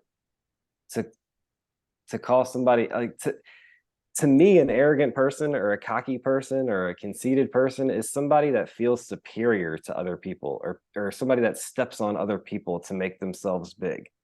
And my confidence is like, I am the best version of myself 100%. If I'm not being the best version of myself, I'm going to do my best to exactly what we were talking about earlier, consciously take whatever's wrong and willfully bring it into a more positive or thankful state.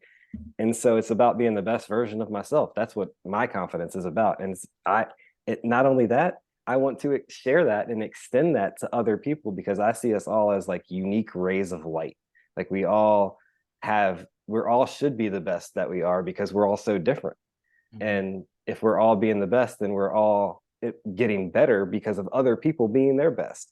So like putting other people down is really hurting you. You have to step down to step on somebody to push them down. And in the process, you're stepping down. You know what I mean? So I don't understand how somebody like me that only wants to bring everybody up and is never stepping on anybody else. I don't even feel superior to the people that are calling me cocky and arrogant. I don't feel superior to them. I want them to realize that that's not the truth. That's all. Yeah, that's hard. I mean, I had to deal with that. My family did paint me, like, especially because some of them are very Christian, and I love Jesus, but I'm not Christian. Same. And so they definitely paint me as a bad guy, and so what I do, I be the best bad guy, and I love the fuck out of them. I make it so hard that they have to bend over backwards to paint me bad. Yeah. And like I'm actually doing the things that Jesus would do instead of just like using his name to judge other people. So like I'm actually closer to him than you think. Like I don't know. I don't want to put it like that, but bus tell me I needed Jesus, and I'm like, I live every day the same way Jesus did, trying to help everybody. So I don't need anybody. I love you as much as Jesus, though, as much as I possibly can, which is what Jesus would want, right? And for the record, I am cocky and arrogant as fuck, and I do not think I'm better than anybody else. I just happen to be cocky and arrogant. So you can be those things without putting anyone down. You can still be proud of and a dick about how much you are your best self. I'm not gonna ever tell anybody else that they're bad or worse or not less. I don't perceive anybody as less, but I'm still gonna be cocky as fuck about who I am. Yeah, cocky can go either way, but arrogant, I've always seen that one as more of a negative one, and confident is definitely more on the positive side. But that's just a matter of definition. That's how I define those words. That's fair. Mm. I think people are villainizing you because they're ashamed of themselves. It's hard. It's hard when you're a mirror for their problems, Mm-hmm. and like They you can't said, smoke a mirror. they can't Like, act with love and compassion, so they don't like you. They make you the bad guy because they wish they could be like you. I kind of see it like hugging wet cats. You know, you Oh, still love them. terrible They just idea. scratch the fuck out of you while they're wet, yeah. and then eventually they'll dry off. And they'll You come can hug back them and you're again. sad. And the thing is, you can't get mad at your cat because it's wet, but you gotta hug it anyway. I don't know. That's just how I see it. Like, I mean, That's not a terrible analogy. the kids, really not. they just don't see it. They just don't see it. Like, because we're all so intelligent in so many different ways that in that particular area, they don't know.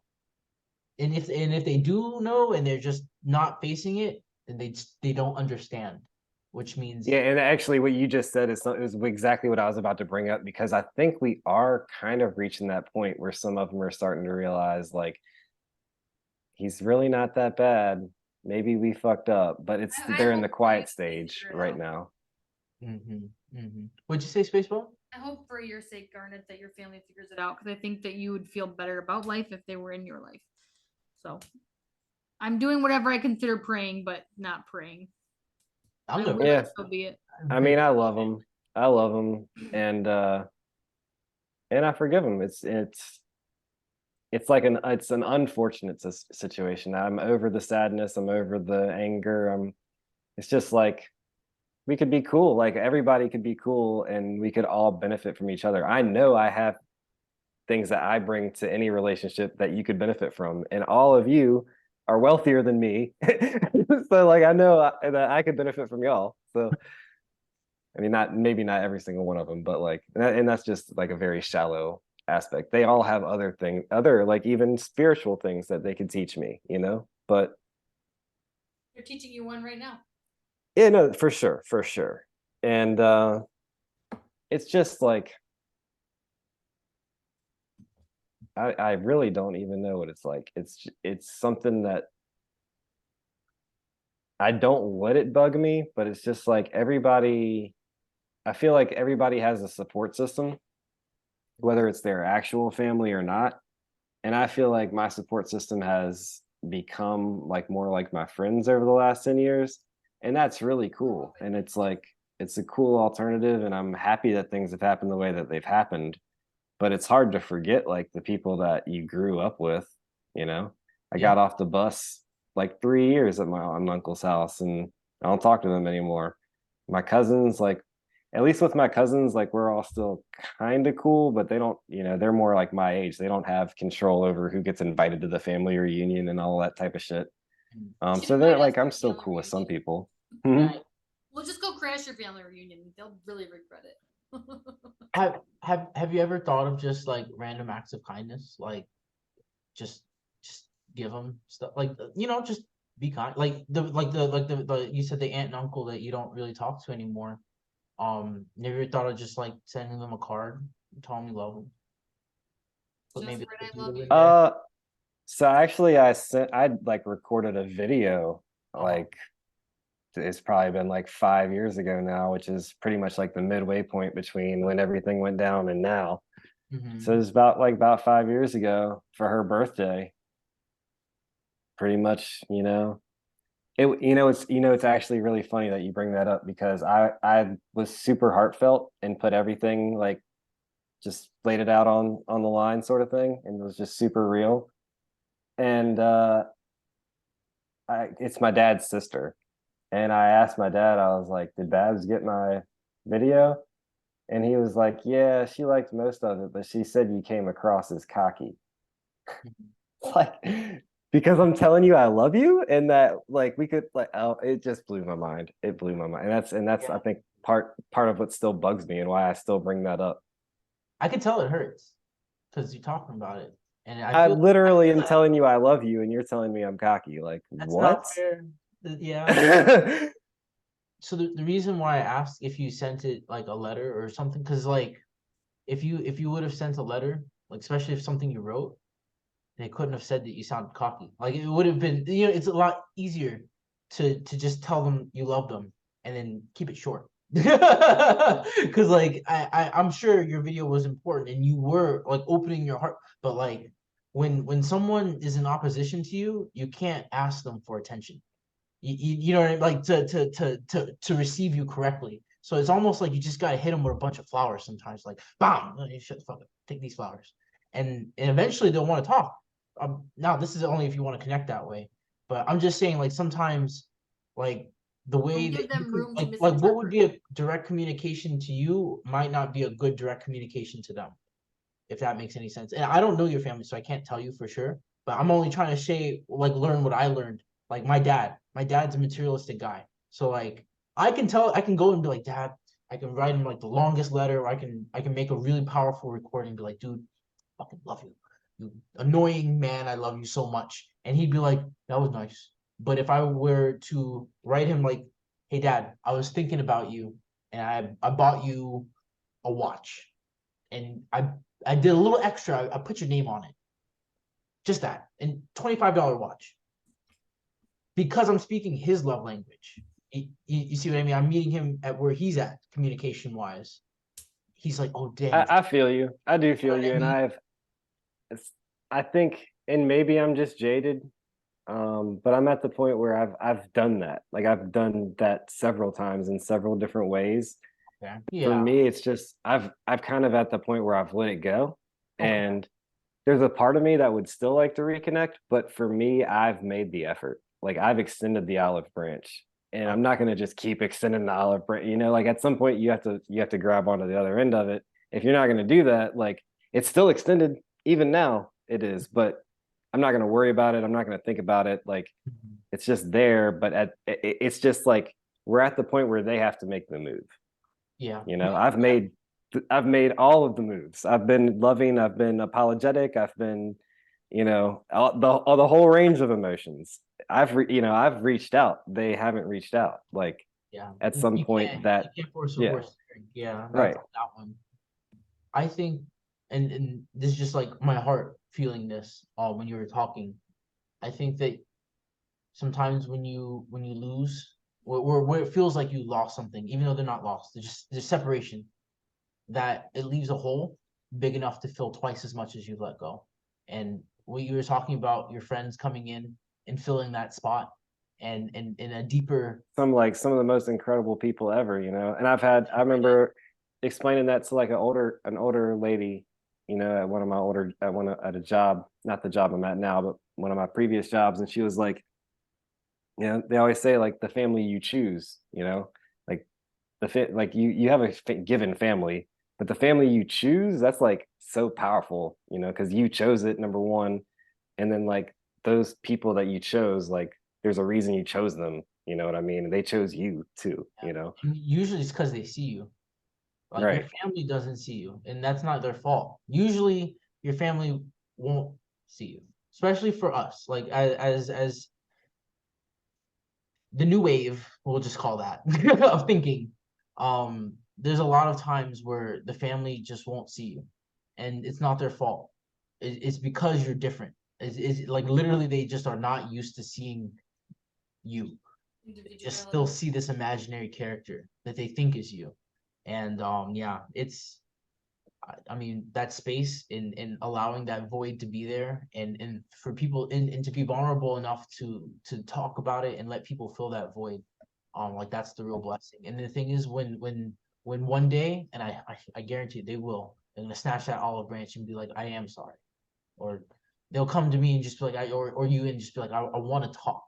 Even that, like not even I just want to open up the communication again. I think it will happen, but right now I think just continue like enjoying those family members, and bring those new family, your new friend family, you know what I mean, the spirit family, Mm. and you keep bringing them close, man.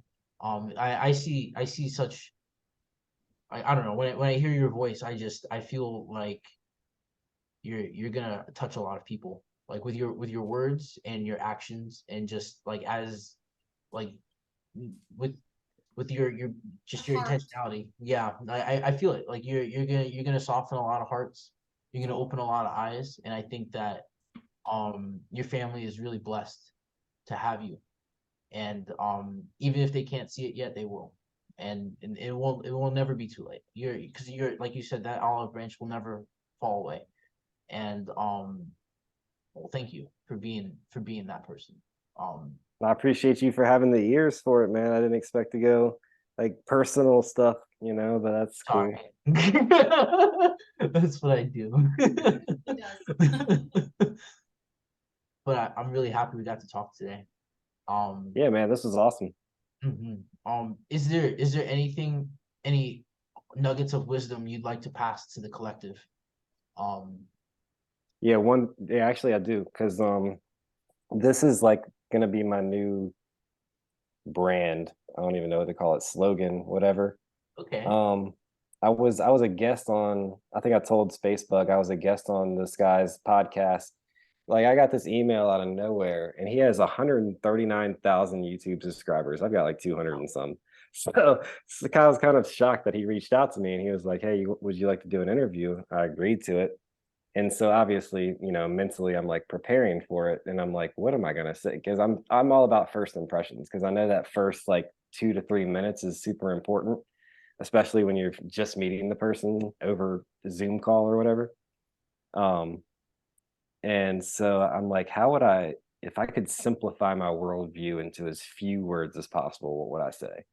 Smoky. And what? Smoky mirror. Hit him with that one. That'll do it. It is kind of smoky mirror, but I think to be more direct, it's only perfection exists. Amen. Amen. I like that. Because like, just to expand on those 3 words is for a short little minute. It's like we're always told, and I feel like we all have the intuitive feeling that everything really is perfect, but it's our beliefs about the world and our stories and our mythologies that prevent us from seeing that perfection.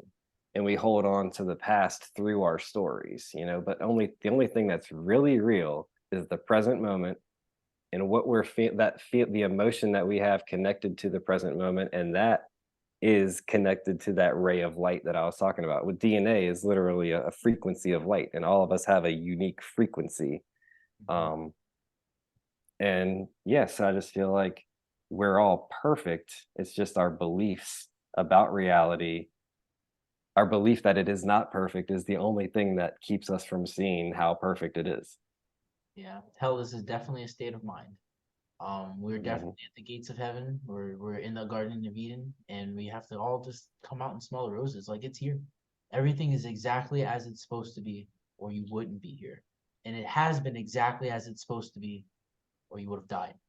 Like every mistake you've ever made, like the way you interpreted that mistake at the time you made the mistake, a day after the mistake, a week after the mistake, and today is all perfect. Like, you're doing it. Every step along the way is perfect. It's just, even what you feel is not perfect, like that moment that you feel it's not perfect, your belief that it's not perfect is perfect. Like, that's how I see it. To the next thing. Yeah, it's we're a strange thing. Spacebug, any closers? All right, guys, I love you all so much. I'm gonna end the recording. We can stay and have a little after show though.